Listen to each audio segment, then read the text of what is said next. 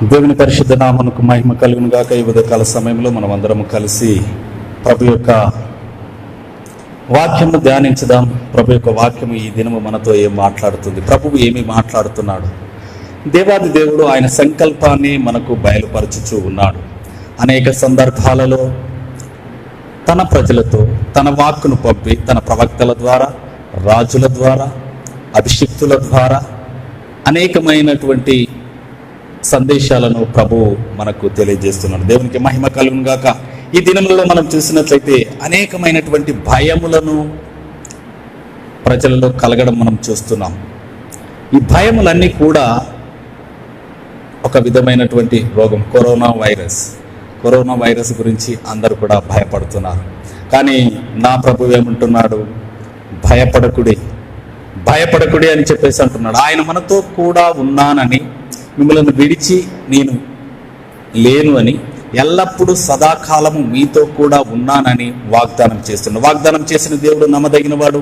ఆ యొక్క వాగ్దానం చేసిన దేవుడు ఆ యొక్క రోగములను గురించి, ఆ యొక్క తెగులను గురించి, వ్యాధులను గురించి ఏమి సెలవిస్తున్నాడని ఈ యొక్క సమయంలో మనం ధ్యానించుదాం. రైజ్ అండ్ షైన్ మినిస్ట్రీ ద్వారా ఈ యొక్క లైవ్ ప్రోగ్రాంలో చూచుతున్న ప్రతి ఒక్కరిని ప్రేమపూర్వకంగా మీకు ఆహ్వానము పలుకుచున్నాను. దేవుడు మిమ్మల్ని అందరినీ దీవించును గాక. దేవుని వాక్యము బంధింపబడి ఉండలేదు. హల్లెలూయా, హల్లెలూయా. దేవుని వాక్యమును ఎంతగా అణిచివేద్దామని చూసినా అనేక మంది రాజులు, అనేక మంది అధిపతులు, చక్రవర్తులు, అనేక గవర్నమెంట్స్ కూడా వాక్యమును బంధించాలని, వాక్యమును విస్తరించకుండా చేయాలని అనేక ప్రయత్నాలు చేస్తున్నారు. యేసు ప్రభు చనిపోయిన తర్వాత అనేక మంది శిష్యులు సువార్తను ప్రకటిస్తున్నారు. సువార్త ప్రకటించే క్రమంలో సువార్తను ప్రకటించకూడదని చెప్పేసి వారిని చెరసాలలో వేసి బంధించినప్పుడు వారు ఇంకా విరివిగా సువార్తను ప్రకటించినారు. ఎక్కడైతే వాక్యం బంధింపబడుతుందో అక్కడ విస్తారంగా వాక్యము విత్తబడుతుంది. వాక్యం యొక్క శక్తిని అక్కడ ప్రజలు చూస్తారని ఉదయకాల సమయంలో నేను మీకు దేవుని వాక్యం ఆనబెట్టుకొని తెలియజేస్తున్నాను. దేవునికి మహిమ కలుగును గాక. ఈ సమయంలో మనము కొన్ని విషయాలను గురించి మనం చూద్దాం. యేసు ప్రభువే స్వస్థపరచు దేవుడు. He is the healer. Jesus is our healer. He can heal everything. ఈ ఉదయకాల సమయంలో ప్రపంచమంతా భయపడుతున్నటువంటి కరోనా వైరస్ గురించి దేవుని వాక్యం ఏమి సెలవిస్తుంది? భయములను గురించి ఏమి సెలవిస్తుంది? వ్యాధులను గురించి ఏమి సెలవిస్తుంది దేవుని వాక్యము ఈ యొక్క రోగములన్నింటిని గురించి కానీ, ఆ యొక్క తెగులను గురించి కానీ, భయములను గురించి కానీ దేవుడు ఏమంటున్నాడు, దేవుని వాక్యం ఏమంటున్నది అనేది మనం వాక్యానుసారంగా మనము జ్ఞాపకము చేసుకుంటూ దేవుని మాటలను ధ్యానించుదాం. ఈ ఉదయకాల సమయంలో ఈ సందేశము వినుచున్నటువంటి ఆన్లైన్ ఉన్నటువంటి ప్రతి ఒక్కరూ దయచేసి స్కిప్ చేయకుండా వినండి. దేవుని యొక్క కృప మన పట్ల ఎలాగూ విస్తరించింది, దేవుని వాక్యము ఏమంటున్నది, దేవుడు మనల్ని స్వస్థపరుస్తా అంటున్నాడా లేకపోతే భయముల నుంచి ఎలాగూ దేవుని వాక్యం మనతో మాట్లాడుతుంది. చాలా స్పష్టంగా మనం ఈ ఉదయకాల సమయంలో వాక్యమును ఆనబెట్టుకొని వాక్యానుసారమైనటువంటి దేవుని విడుదల, స్వస్థత తన ప్రజలకు దేవుడు ఎలా ఇస్తున్నాడు అని మనం వాక్యంలో చాలా జాగ్రత్తగా గమనించి ఉదయకాల సమయంలో ధైర్యము పొందుకుందాం. అందుకని please stay tune our live program. Please watch and like and share and comment your prayer request. We will pray for you. ఈ ఆన్లైన్లో దేవుడు మిమ్మల్ని స్వస్థపరచబోతున్నాడు ఈ వాక్యం ద్వారా. అలాగే ఎవరెవరికి ఏ అవసరతలు అక్కడ ఉన్నాయో మీ యొక్క కామెంట్ రూపంలో రాయండి. రాస్తే distance is not a barrier. Hour God is a omni present and omni potent God. He can do anything. Distance is not a barrier. కాబట్టి మీ యొక్క హృదయంలో స్థిమితపరచుకొని, దృఢపరచుకొని దేవుని వాక్యం పైన మనం ఆనుకోవాలని ఉదయకాల సమయంలో నేను తెలియజేస్తున్నాను. దేవుడు ఆయన ఒక మాట సెలవిస్తున్నాడు. 103వ కీర్తన 10వ వచనంలో చూసినట్లయితే, 103వ కీర్తన Psalms 103 10th verse. నేను చదువుతాను, వినండి. 103వ కీర్తన 3వ వచనం. ఆయన నీ దోషములన్నిటినీ క్షమించువాడు. మన దోషములన్నిటినీ క్షమించేవాడు. అలాగే చూసినట్లయితే నీ సంకటములన్నిటినీ కుదుర్చువాడు. దేవుడు ఎందుకు ఈ లోకానికి వచ్చినాడంటే తన ప్రజలను రక్షించడానికి, తన ప్రజలను విమోచించడానికి, స్వస్థపరచడానికి వచ్చినాడు. ఈ 103వ కీర్తనలో చూసినట్లయితే అనేకమైన విడుదల విడుదలను గురించినటువంటి వాక్యములను మనము చూడవచ్చు. 103:3 చూస్తే ఆయన నీ దోషములన్నిటినీ క్షమించువాడు. దేవాది దేవుడు క్షమించే దేవుడు, ఆయన కోపగించుకునే దేవుడు కాదు. ఆయన కృపా కనికరములు గల దేవుడు, ఆయన క్షమా గుణము కలిగినటువంటి దేవుడు. ఆయన ఏమంటున్నాడు, మన దోషములన్నిటిని, మన ఇనిక్విటీస్ ఏవి కూడా ఆయన జ్ఞాపకము చేసుకోడంట. ఏం చేస్తాడు? క్షమిస్తాడు. క్షమించి ఏం చేస్తాడు? క్షమించి మన సంకటములన్నిటినీ కుదుర్చువాడు. సంకటములు అంటే తెలుగులో సంకటములు ఉన్నది, ఇంగ్లీష్లో అయితే డిసీజెస్. ఆయన మన డిసీజెస్ అన్నిని కూడా హీల్ చెయ్యగలడు. హల్లెలూయా, దేవునికి మహిమ కలుగును గాక. ఈ లోకంలో ఉన్న ఏ ఒక్క వ్యాధి కానీ, ఏ ఒక్క రోగం కానీ ఆయన స్వస్థపరచలేనిది అంటూ ఏది లేదు. కాబట్టి ఈ యొక్క ఉదయకాల సమయంలో మనం దేవుని వాక్యం చేత బలపరచబడతాం.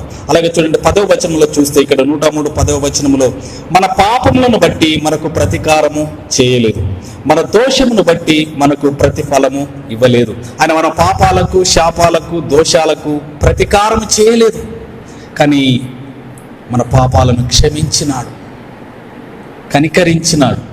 దోషాలను జ్ఞాపకము చేసుకోలేదంట, ప్రతిఫలం ఇయ్యలేదంట. ఇయ్యకుండా ఆ యొక్క పాపశాప దోషములను ఆయన క్షమించినాడు. క్షమించి ఏమంటున్నాడు చూడండి 19వ వచనం, ఆయన ఆకాశమందు తన సింహాసనము స్థిరపరిచి ఉన్నాడు, ఆయన అన్నిటి మీద రాజ్య పరిపాలన చేస్తున్నాడు. యెహోవా ఆకాశమందు తన సింహాసనాన్ని స్థిరపరిచినాడు. పరలోక రాజ్యంలో ఆయన చిత్తం నెరవేర్చబడుతుంది. అందుకనే భూమి మీద కూడా ఆయన చిత్తము నెరవేర్చబడాలని, ఆయన రాజ్య పరిపాలన జరగాలని, ఆయన తన ప్రజలను ఏలాలని, తన ప్రజలకు అవసరతలు తీర్చాలని ఈ యొక్క వాక్యమును తీరుస్తున్నాడని ఈ యొక్క వాక్యం మనకు చాలా స్పష్టంగా తెలియజేస్తుంది. దేవునికి మహిమ కలుగును. ఆయన స్వస్థపరిచే దేవుడు. ఆయనకు అసాధ్యమైనది ఏదీ లేదు. ఆయనకు సమస్తము సాధ్యమైనది. అసాధ్యమైనటువంటి ఆయన ముందు మన యొక్క అవసరతలను పెట్టాలి. రోగంతో ఉన్నావా, క్యాన్సర్తో ఉన్నావా, దిగులుతో ఉన్నావా, నొప్పులతో ఉన్నావా, ఏ ప్రాబ్లంతో ఉన్నావో ఆయనకు అసాధ్యమైనది ఏది లేదు. హల్లెలూయా. ఈ యొక్క ఉదయకాల సమయంలో ఈ వాక్యం ద్వారా మనం అందరం బలపరచబడదాం. నువ్వు ఏ రోగంలో ఉన్నావో, ఏ సంకటంలో ఉన్నావో, ఏ యొక్క డిసీజెస్, సిక్నెస్, వేరినెస్, అలాగే వీక్నెస్తో ఉన్నావో, ఏ భయంకరమైన వ్యాధుల చేత పీడింపబడుతున్నావో, యెహోవాకు అసాధ్యమైనది ఏది లేదు. హల్లెలూయా, హల్లెలూయా. దేవుని వాక్యం చాలా స్పష్టంగా తెలియజేస్తుంది. ఆయన మన సంకటములన్నిటినీ, ఆయన మన డిసీజెస్ అన్నిటినీ స్వస్థపరచగలడు. హల్లెలూయా, దేవునికి మహిమ కలుగును గాక. అందుకనే యెషయా గ్రంథం 53:4-5 వచనాల్లో చూస్తే, ఆయన పొందిన దెబ్బల చేత మనకు స్వస్థ కలుగుతుంది. ఆ స్వస్థత మనకు ఆయన పొందిన దెబ్బల ద్వారా మనకు కలుగుతుంది. అనేకమైన సాక్ష్యాలు వింటున్నాం. మరణాంధకారంలో ఉన్న వారిని చూస్తున్నాం. వారు నా మరణాంధకారములో, ఆ చివరి క్షణములలో ప్రభువును ప్రార్థిస్తున్నారు. ప్రభువా, మాకు సహాయము దయచేయండి, మమ్మల్ని విడిపించండి ప్రభువా, మమ్మల్ని స్వస్థపరచండి ప్రభువా అని అన్నప్పుడు వారిని కనికరించి వారి యొక్క రోగం నుంచి, ఆ యొక్క వ్యాధుల నుండి, ఆ మరణం నుండి తప్పించి దీవించి ఆశీర్వదించినాడు దేవుడు. హల్లెలూయా, దేవునికి మహిమ కలుగును గాక. ఈ ఉదయకాల సమయంలో మన ప్రపంచం అంతా, మన ప్రజలందరినీ, దేవుని ప్రజలందరినీ కూడా భయపెట్టించేది ఏంటిది? Corona virus. ఈ కరోనా వైరస్ అదొక వైరస్. ఇంతకుముందు గతంలో చూసినట్లయితే, ప్రపంచ చరిత్ర చూస్తే మనము గతంలో అనేక సంవత్సరాల క్రితం కూడా ఏమొచ్చిందంటే, అనేకమైన తెగుళ్ళు వచ్చినాయి, అనేకమైన వ్యాధులు వచ్చినాయి, అనేకమైనటువంటి ప్లేగ్స్ వచ్చినాయి, వైరస్లు వచ్చినాయి, మిలియన్స్ ఆఫ్ ద పీపుల్ చనిపోయినారు. కానీ అప్పుడు ఇంతగా భయపడలేదు. ఇప్పుడు మాత్రము ఈ యొక్క మీడియా ద్వారా ఏమవుతుందంటే, భయకంపితులు అవుతున్నారు ప్రజలు. ఏది చేయాలో, ఏది చేయకూడదో అని చెప్పేసి వారు ప్రతి క్షణము కూడా ప్రతి చిన్నదానికి భయపడి బ్రతుకుతున్నట్టుగా మనం చూడవచ్చు. కానీ దేవుని వాక్యం ఏం చెల్లిస్తుందంటే, 365 days, 365 రోజులు భయపడకూడదు అంటున్నాడు. ఎందుకనంటే ఆయన మనకు తోడుగా ఉన్నాడు. యుగ సమాప్తి వరకు సదాకాలము మనకు తోడుగా ఉన్నాడు. ఆ తోడుగా ఉన్న దేవుడు మనల్ని విడిచి పెట్టాడు. దేవునికి మహిమ కలుగును గాక. అలాగే చూసినట్లయితే అనేకమైనటువంటి గ్రంథాల్లో మనం చూసినట్లయితే, అపోస్తల కార్యము 10వ అధ్యాయము 38లో చూసినట్లయితే దేవుని వాక్యం చాలా స్పష్టంగా తెలియజేస్తుంది. ఆయన ప్రతి విధమైన రోగం నుంచి వెళ్ళి ఏమేమి స్వస్థపరచగలడు యేసు ప్రభు. ఈ ఉదయకాల సమయంలో అయ్యో జ్వరం అయితే స్వస్థపరుస్తాడు, కానీ క్యాన్సర్ అయితే ఎలాగో స్వస్థపరుస్తాడు అని మీకు అనుమానం కలగవచ్చు. కానీ ఇక్కడ అపోస్తల కార్యం book of acts 10th chapter 38th verse చూసినట్లయితే, అదేదనగా దేవుడు నజరేయుడైన యేసును పరిశుద్ధాత్మతోను శక్తితోనూ అభిషేకించేననున్నదియే. దేవుడు ఆయనకు తోడై ఉండెను గనుక ఆయన మేలు చేయుచు అపవాది చేత పీడింపబడిన వారందరినీ స్వస్థపరచుచు సంచరించుచున్నారు. ఇక్కడ చూడండి, అపవాది చేత పీడింపబడుతున్నారు అనేక మంది. ఈ రోగంలే కాదు, ఈ యొక్క సాతాను చేత, అపవాది చేత పీడింపబడుతున్నారు. ఈ రోగంకు కారణమైంది అపవాదికి దేనికి కారణమవుతుందంటే, ఒక స్త్రీ యేసు ప్రభు చూస్తారు సమాజ మందిరంలో 18 సంవత్సరాల నుండి బాధపడుతున్న నడుము వంగిపోయిన స్త్రీని చూడవచ్చు. ఆమెను ఏమంటాడు, నీ యొక్క కట్ల నుండి, ఆ యొక్క అపవాది చెర నుండి నీవు విడుదల పొంది ఉన్నావు అంటాడు. అపవాది కొన్ని అనారోగ్యతలకు కారణము చేస్తుంది. కాబట్టి అపవాది చేత పీడింపబడి వారందరినీ యెహోవా దేవుడు యేసు ప్రభును స్వస్థపరచడానికి పంపించినాడు. హల్లెలూయా. అలాగే చూసినట్లయితే మనం ద్వితీయోపదేశ కాండము 28-20 వచనంలో చూస్తే 28-28 డిటార్నమీ 20:28-20 చక్కని సందేశాన్ని దేవుడు తెలియజేస్తున్నాడు. ఆయన వాక్యను తెలియజేస్తున్నాడు. ఆయన ఏం చేస్తున్నాడు, ఏం చేస్తాడు, ఏం చేసినాడు మన కొరకు అని చాలా స్పష్టంగా వివరించినాడు. ఇక్కడ 28వ అధ్యాయము 20 వచనంలో చూస్తే, నీవు నన్ను విడిచి చేసిన నీ దుష్కార్యముల చేత నీవు హతము చేయబడి వేగముగా నశించు వరకు నీవు చేయబూనుకున్న కార్యములన్నిటి విషయంలోనూ యెహోవా శాపమును, కలవరమును, గద్దింపును నీ మీదికి తెప్పించును. ఇక్కడ దుష్కార్యముల చేత నింపబడిన వారి గురించి దేవుడు తెలియజేస్తున్నాడు.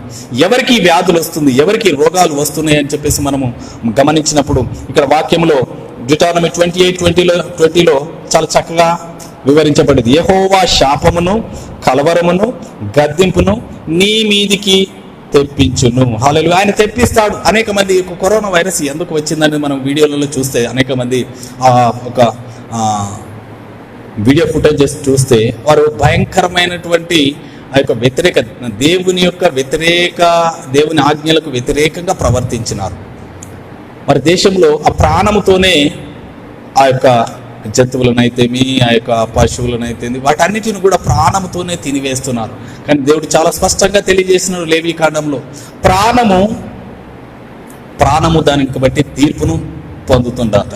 ఆ ప్రాణమును గురించి మనము వివరణ ఇవ్వాలి, దేవునికి లెక్క అప్పచెప్పాలి. అందుకని ఆ ప్రాణము పోయిన తర్వాత ఆ యొక్క జంతువులను తినవచ్చు అని ఉన్నది. కానీ వాక్యములో ప్రాణముతోనే తినకూడదు అని. అందుకే రక్తము విమోచన కొరకు దేవుడు చిందించినాడు. ఆ యొక్క రక్తమును మనిషి హృదయంలో కానీ, మనిషి దేహంలో కానీ, జంతువులలో కానీ ఎందుకు పెట్టినట్టంటే, మనిషి యొక్క ప్రాయశ్చిత్తము కొరకు, జడ్జిమెంట్ కొరకు ఆయన వారి రక్తమును వారి ప్రాయశ్చిత్తం కొరకు ఇచ్చినాడు. అందుకని ఆ రక్తముతో తినకూడదు, అది దేవునికి అర్పణగా అర్పించబడాలని. అందుకని బలి పశువు యొక్క రక్తమును వధించిన తర్వాత ఆ యొక్క బలి పీఠం క్రింద పోయాలి. ఎందుకంటే దేవునికి అంగీకార యోగ్యంగా ఉంటుంది. కానీ వారు ఆ యొక్క దేవుని ఆజ్ఞకు వ్యతిరేకంగా ప్రవర్తించి అనేకమైనటువంటి ఆ యొక్క తప్పిదాలకు ఒడగొట్టినట్టుగా మనం చూడవచ్చు. ఎందుకు వచ్చింది ఈ యొక్క వైరస్ కానీ, తెగుళ్ళు కానీ, రోగాలు కానీ అనేక సంవత్సరాలుగా కొన్నిసార్లు ప్రజల మీదకి ప్రపంచంలో విరివిగా ఒక ప్రాంతానికి ఎందుకు విస్తరించిందంటే, అక్కడ ప్రజలు వారు ఆ యొక్క దేశము యొక్క వ్యతిరేకతలు, అలాగే దేవునికి ప్రాముఖ్యంగా వ్యతిరేకంగా జీవించినప్పుడు, ప్రవర్తించినప్పుడు దేవుడు వారి మీదకి ఆ యొక్క ఉగ్రతలను నడిపించినట్టుగా మనము చూడవచ్చు. అలాగే 27వ వచనం చూడండి, యెహోవా దేని చేత తన ప్రజలు దేవుని మాట విననప్పుడు ఏం చేస్తున్నాడు? వారు ఎవరు? ఆ యొక్క చైనాలో ఉన్నటువంటి వారు, ఆ ప్రజలు దేవుని మాటకు కానీ, దేవుని ఆజ్ఞకు కానీ లోబడకుండా వ్యతిరేకంగా ప్రవర్తించినప్పుడు దేవుడు ఏం చేస్తున్నాడు చూడండి. 27వ వచనం, యెహోవా ఐగుప్తు పుంటి చేతను, మూల వ్యాధి చేతను, కుష్టు చేతను, గజ్జి చేతను నిన్ను బాధించును. నీవు వాటిని పోగొట్టుకొనజాల కొందువు.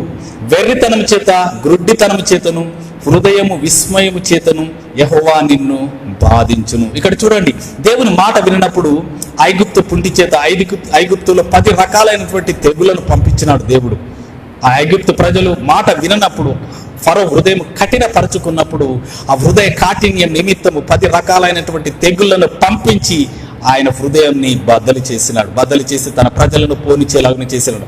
అలాగే మనము మన హృదయాన్ని కఠినపరుచుకున్నప్పుడు దేవుడు ఈ యొక్క ఆజ్ఞను తెలియజేస్తున్నాడు. అలాగే అక్కడ ప్రజలు దేవుని వాక్యానికి, దేవుని ఆజ్ఞకు లోబడనందున ఇక్కడ చూడండి, ఐగుప్తు పుంటి చేతను, ఐగుప్తు అంటే ఐగుప్తులో 10 రకాలైనటువంటి తెగుళ్ళ చేత అక్కడ ఐగుప్తు ప్రజలను దేవుడు మూల వ్యాధి చేత, ఇక్కడ చూడండి, పుంటి చేత, మూల వ్యాధి చేత, కుష్టు చేత, గజ్జి చేత, అలాగే వెర్రితనము చేతను, గుడ్డితనము చేతను, హృదయము విస్మయము చేతను దేవుడు నశింపచేస్తాడట. ఎంత గొప్ప దేవుడు చూడండి, తన ప్రజలను తన వైపు తిప్పుకోవాలని మనం మొట్టమొదటినే చూసినాం. ఆయన దోషములను క్షమించేవాడు. ఆ క్షమించే దేవుడు చెప్తున్నాడు, మీరు నా వైపు తిరగండి, ఈ రోగములన్నిటి నుండి నేను తప్పిస్తాను అని చెప్పేసి అంటున్నాడు. అలాగే 60వ వచనం చూడండి, అక్కడే 28వ అధ్యాయం 60వ వచనం, Deuteronomy 28:60th verse. నీవు భయపడిన ఐగుప్తు క్షయ వ్యాధులన్నిటినీ ఆయన నీ మీదికి తెప్పించను. ఇక్కడ చూడాలి, భయపడుతున్నారు అనేక మంది. దేనికోసం భయపడుతున్నారు? దేనికోసం భయపడుతున్నారు? కరోనా వైరస్ గురించి ఇప్పుడు ప్రపంచం అంతా భయపడుతున్నారు. మనం ఎవరైతే భయపడతారో ఆ భయపడే దానిని వారి మీదికి తెప్పిస్తాడు. అందుకనే భయపడవద్దు. అందుకని దేవుడు ఏమంటున్నాడు, ఉదయం పడక మించి లేవగానే మనం ఒకటే మాట అనుకోవాలి, థ్యాంక్ యూ లార్డ్, భయమును నా నుండి పారద్రోలినందుకు, ఫియర్ నాట్ అని మీరు నాకు వాగ్దానం చేసిన గొప్ప దేవా, థ్యాంక్ యూ లార్డ్ అని చెప్పేసి మనం యొక్క భయం నుంచి విడిపింపబడాలి. 60వ వచనంలో మరి ఒకసారి చూస్తున్నాం చూడండి, నీవు భయపడిన ఐగుప్తు క్షయ వ్యాధులన్నిటినీ ఆయన నీ మీదికి తెప్పించును, అవి నిన్ను వెంటాడును, మరియు నువ్వు నశించు వరకు ఈ ధర్మశాస్త్ర గ్రంథములో వ్రాయబడని ప్రతి రోగం, ప్రతి తెగులును ఆయన నీ మీదికి కలగచ్చేయను. ఇక్కడ చూడండి, భయపడ వారికే సమస్తం కలుగుతుందట. ఒక్కొక్కరికి ఒక్కొక్క వ్యాధి కాదు, రోగం కాదు, మల్టిపుల్ ఇన్ఫెక్షన్స్, మల్టిపుల్ ప్రాబ్లమ్స్ ఉన్నాయి. ఎందుకు? నువ్వు భయపడుతున్నావు. ఏది రాకముందు చిన్న కత్తిని చూడగానే ఇది అదో, అది ఇదో అని చెప్పేసి కలవరానికి గురవుతున్నాం. కలవరానికి గురవుతూ అది ఇదే అదే అని చెప్పేసి దానికి భయపడుతున్నాం. కానీ దేవుని యొక్క భయం లేకుండా, దేవుని ఆజ్ఞకు లోబడకుండా ఆ యొక్క వ్యాధి చేత, రోగము చేత, తెగులు చేత భయపడినప్పుడు అదే తెగులు దేవుడు వారి మీదకి రప్పిస్తానని తెలియజేస్తున్నాడు. దేవునికి మహిమ కలుగును గాక. ఇక్కడ చూడండి, ఇంకా అలాగే నీవు నశించే వరకు ఈ ధర్మశాస్త్ర గ్రంథంలో వ్రాయబడని ప్రతి రోగం, వ్రాయబడనిది ఇక్కడ 10 రోగాలు, ఐగుప్తు 10 రోగాలే కాకుండా రాయబడని కూడా తెగులను కూడా దేవుడు కలగజేస్తున్నాడు. అవి చూడండి, అవి దీర్ఘకాలముండు గొప్ప తెగుళ్ళును చెడ్డ రోగములనై యుండును. అలాగే చూడండి 59వ వచనంలో, నీవు భయపడిన ఐగుప్తు క్షయ వ్యాధులన్నింటినీ ఆయన నీ మీదికి తెప్పించును. థ్యాంక్ యూ లార్డ్, నీకే వందనాలు చెల్లించుకుంటున్నాం. అలాగే చూడండి, ఎంత దేవుని యొక్క ఉగ్రత వారిపైకి వస్తున్నది. ఎవరైతే దేవుని మాట వినరో ఈ తెగులు ఎందుకు వచ్చింది అంటే ఒకసారి దీన్ని మనం చూడాలి. దేవునికి మహిమ కలుగును గాక. అలాగే చూసినట్లయితే ఈ యొక్క సిక్నెసెస్, కర్సెస్ అన్ని కూడా దేవుని ప్రజలకు మాట వినని వారి మీదకి వచ్చినట్టుగా చూడవచ్చు. ఆ దేశమే నశింప చేసేలాగున, ఆ దేశాన్ని నశింప చేయడానికి ముందుకు వచ్చినటువంటి ఆ యొక్క దాన్ని మనము చూడవచ్చు. దేవునికి మహిమ కలుగును గాక. మంచిది, సమయంలో మనం చూడండి. అలాగే రోగంతో కూడా బాధపడుతున్నాం. యాకోబు పత్రిక, book of James 5th chapter 14th verse. Book of James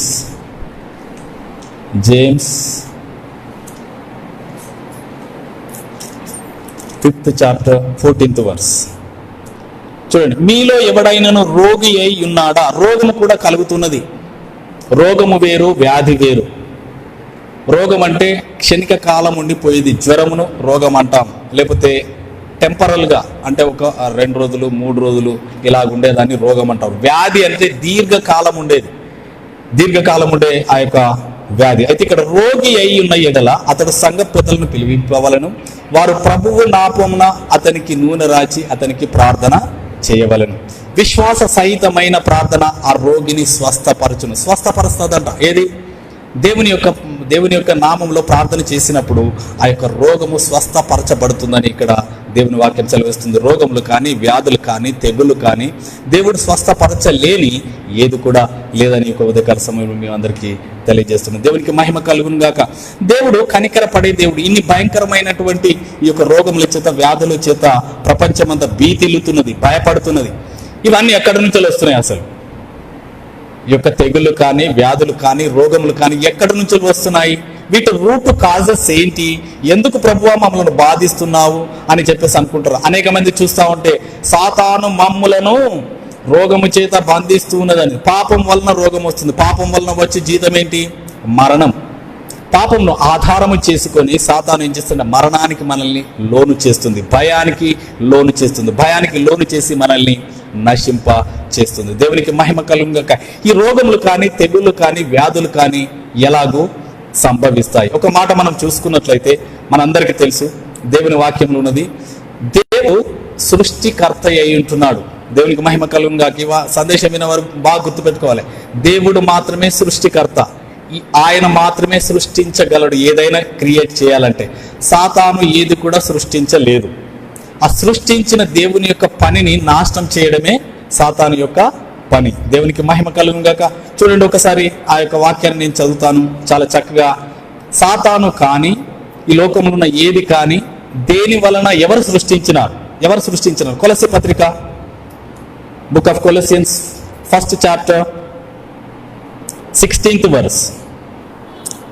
okay, నేను 15 నుండి కూడా చదువుతాను. Book of Colossians 1st chapter 15th onwards.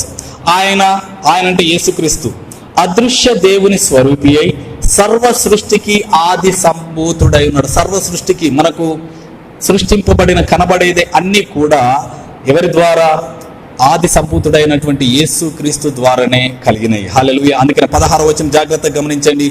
ఏలయనగా భూమి యందున్నవి, ఆకాశమందున్నవి, భూమి యందున్నవి. ఇక్కడ చూడండి, 2 రకాలుగా ఉన్నాయి, ఆకాశమందున్నవి, భూమి మీద ఉన్నవి. అలాగే దృశ్యమైనవి గాని, అదృశ్యమైనవి గాని, కనబడుచున్నవి, కనబడనివి. ఇక్కడ 2 ఉన్నాయి. కనబడని, ఇప్పుడు కరోనా వైరస్ కనబడుతుందా? కనబడతలేదు, కానీ అది సృష్టింపబడింది. అలాగే చూసినట్లయితే అవి సింహాసనములైన, ప్రభుత్వములైన, ప్రధానులైన, అధికారములైన సర్వమును ఆయన యందు సృజింపబడను. యేసుక్రీస్తు ద్వారా ఆయన యందు సృజింపబడ్డ ఏదైనా కూడా, ఈ సృజించిన ఆయన ఏమంటున్నాడు చూడండి, సర్వమును ఆయన ద్వారను, ఆయనను బట్టి సృజింపబడను. ఈ లోకంలో కనబడేది ఏది కానీ, కనబడింది కానీ, సింహాసనాలు కానీ, ప్రభుత్వాలు కానీ, ప్రధానులు కానీ, అధికారం కానీ, సర్వమును యేసుక్రీస్తు ద్వారా, యేసుక్రీస్తు యందు సృష్టింపబడ్డాయి. ఈ రోగం కానీ, వ్యాధి కానీ, ఏదైనా కానీ సృష్టించిన ఆయన తన ప్రజలకు ఒక చక్కని సందేశం ఇస్తున్నాడు, భయపడకండి. కానీ ఈ మాట మర్చిపోతున్నాం మనము. మన చుట్టూ ఉన్నటువంటి వాటిని బట్టి మనము భయపడుతూ ఉన్నాం. మన కంటితో చూచుచున్న వాటిని, వినుచున్న వాటిని చూసి మనము భయపడుతున్నాం. దేవునికి మహిమ కలుగుగాక. ఈ యొక్క సృష్టికర్త సృష్టించిన సమస్తాన్ని చెరిపివేయడమే సాతాను యొక్క పని. హల్లెలూయా. దేవునికి మహిమ కలుగుగాక. ఇక్కడ చూడండి, దేవుని సృష్టిని చెరిపివేయడమే సాతాను యొక్క పని అంటున్నది. కాబట్టి సాతాను ఏమి కూడా సృష్టించలేదు. అయితే ఇక్కడ చూడండి, ఈ కరోనా వైరస్ కానీ, ఏ వైరస్ కానీ అన్ని దేవుడే సృష్టించినాడు. కానీ తన ప్రజలను తన వైపు తిప్పుకోవడానికి కొన్నిసార్లు తన ప్రజల మీదకి తన తెగులను తీసుకుని వస్తాడు. తీసుకుని వచ్చినప్పుడు ఏమవుతుందంటే ప్రజలు దేవుని వైపు తిరుగుతారు. దేవుని వైపు తిరిగినప్పుడు దేవుని నామం మహిమపరచబడుతుంది, అనేక మంది దేవుని రాజ్యంలోనికి ప్రవేశిస్తారు. అలాగే చూసినట్లయితే ఈ కరోనా వైరస్ కంటే భయంకరమైనది ఏంటంటే ఈ రోజుల్లో ఈ కరోనా వైరస్కు సంబంధించిన భయము ప్రజలను పీడిస్తుంది. హల్లెలూయా. దేవునికి మహిమ కలుగుగాక. ఎంత చక్కని డిస్క్రిప్షన్ దేవుడు చెప్తున్నాడంటే, భయం దేని వల్ల కలుగుతుంది? సాతాను వల్ల కలుగుతుంది. ఆ రోగమును గురించి, వ్యాధిని గురించి, తెగులును గురించి, ఆ ప్లేగును, వైరస్ను గురించి భయాన్ని కలుగజేస్తుంది. ఆ భయం ఇప్పుడు విరివిగా ప్రజలలో విస్తరించుతున్నది. కాబట్టి దేవునికి మహిమ భయపడకూడదు అని చెప్పేసి దేవుడు మనకు తెలియజేస్తున్నాడు. మనం దేనికి కూడా భయపడదు. సాతాను ఆ యొక్క కరోనా వైరస్కు సంబంధించిన భయంను మాత్రమే ప్రజలలో, మీలో, అందరిలో కలగజేస్తుందని దయచేసి మీరు గమనించాలని ఈ యొక్క సమయంలో నేను మిమ్మల్ని కోరుకుంటున్నాను. దేవునికి మహిమ కలుగుగాక. ఈ యొక్క వ్యాధులన్నిటిని కూడా దేవుడు స్వస్థపరుస్తానని వాగ్దానం చేస్తున్నాడు. ఎవరు స్వస్థపరుస్తారు? దేవుడే స్వస్థపరుస్తాడు. ఎవరైతే సృష్టించినాడో ఆయన సృష్టికర్తనే వాటిని స్వస్థపరచగలడు. దేవునికి మహిమ కలుగుగాక. మంచిది, ఈ సమయంలో మనం చూద్దాం. ఆయన అనేకమైనటువంటి రోగాలను, వ్యాధులను, ఆ కఠినమైనటువంటి వాటిని కూడా ఆయన స్వస్థపరిచినాడు. దేవునికి మహిమ కలుగుగాక. చూడండి, దేవుడు ఈ లోకాన్ని ఎంతగానో ప్రేమించినాడు. ప్రేమించిన వాడు ఏదో ఒకటి చెయ్యాలి. ప్రేమిస్తున్నాను కాదు, కానీ ప్రేమించేవాడు something he has to do. ఒకసారి చూడండి, దేవుడు ప్రేమించి ఏం చేసినాడు? మొదటి యోహాను పత్రిక 4th చాప్టర్ 10వ వచనం. మొదటి యోహాను 4:10 చదువుతున్నాను. మనము దేవుని ప్రేమించితమని కాదు, తానే మనలను ప్రేమించి మన పాపములకు ప్రాయశ్చిత్తమయ్యుండుటకు తన కుమారుని పంపెను, ఇందులో ప్రేమయున్నది. ఆయన ప్రేమించి ఊరికే ఉండలేదు. మనం నశించిపోతుంటే మన పాపములకు ప్రాయశ్చిత్తం చేయడానికి, మన పాపముల పరిహారము నిమిత్తము తన కుమారుని పంపించి మనల్ని విమోచించినాడు. ఎలా విమోచించినాడు? యెషయా గ్రంథం 53వ అధ్యాయంలో మనం చూసినట్లయితే చాలా చక్కగా ఈ ప్రేమించిన దేవాది దేవుడు తన కుమారుని పంపి ఏం చేసినాడంటే ఆ కుమారుని మీద మన యొక్క దోషములన్నిటిని మోపినాడు. హల్లెలూయా, దేవునికి మహిమ కలుగును. ఒకసారి చూడండి, యు టర్న్ యువర్ బైబిల్స్ అంటూ 53 ఐజాయాలో చూసినట్లయితే చూడండి, 10వ వచనం చదువుతున్నాను నేను. Isaiah 53 10th verse. అతని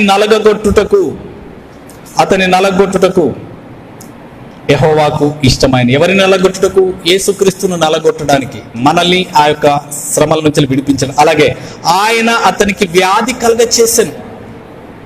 ఎవరు కలుగజేసినారు? దేవుడే కలుగజేస్తున్నాడు. ఏంటి ఆ వ్యాధి? లోకంలో ఉన్నటువంటి మన వ్యాధులన్నింటిని కూడా ఆయన మీద మోపి యేసు ప్రభుకు సిలువలో ఆ యొక్క వ్యాధిని కూడా కలుగజేసినట్లుగా చూడవచ్చు. మనం అందుకనే చూస్తాం ఇక్కడ 5వ వచనంలో చూస్తే, 5వ వచనం 4వ వచనం చూస్తే, నిశ్చయంగా అతడు మన రోగములను భరించెను. యేసు ప్రభు మన రోగములను భరించడానికే ఈ లోకానికి వచ్చినాడు. ఏ రోగానికి భయపడని అవసరం లేదు. ఆయన ప్రతి విధమైన రోగమునకు వెల చెల్లించి మనల్ని విడిపించినాడు. కాబట్టి మనం ఏమాత్రం కూడా భయపడని అవసరము లేదు. దేవునికి మహిమ కలుగును గాక. చూడండి, 5వ వచనం చూస్తే, మన అతిక్రమమును బట్టి అతడు గాయపరచబడ్డాడు, మన దోషములను బట్టి నలుగగొట్టబడ్డాడు, మన సమాధానార్థమైన శిక్ష అతని మీద పడెను, అతడు పొందిన దెబ్బల చేత మనకు స్వస్థత కలుగుతుంది. It is a key verse of this whole Bible. ఎలాగూ మనకు స్వస్థత కలుగుతుందనంటే ఆయన పొందిన దెబ్బల చేత మనకు స్వస్థత కలుగుతున్నది. హల్లెలూయా, దేవునికి మహిమ కలుగును. దేవుడు అద్భుతంగా స్వస్థపరిచే దేవుడు అంటున్నాడు. కాబట్టి ఆ యొక్క స్వస్థతను మనము ఆస్వాదించాలి. దేనికి భయపడకూడదు.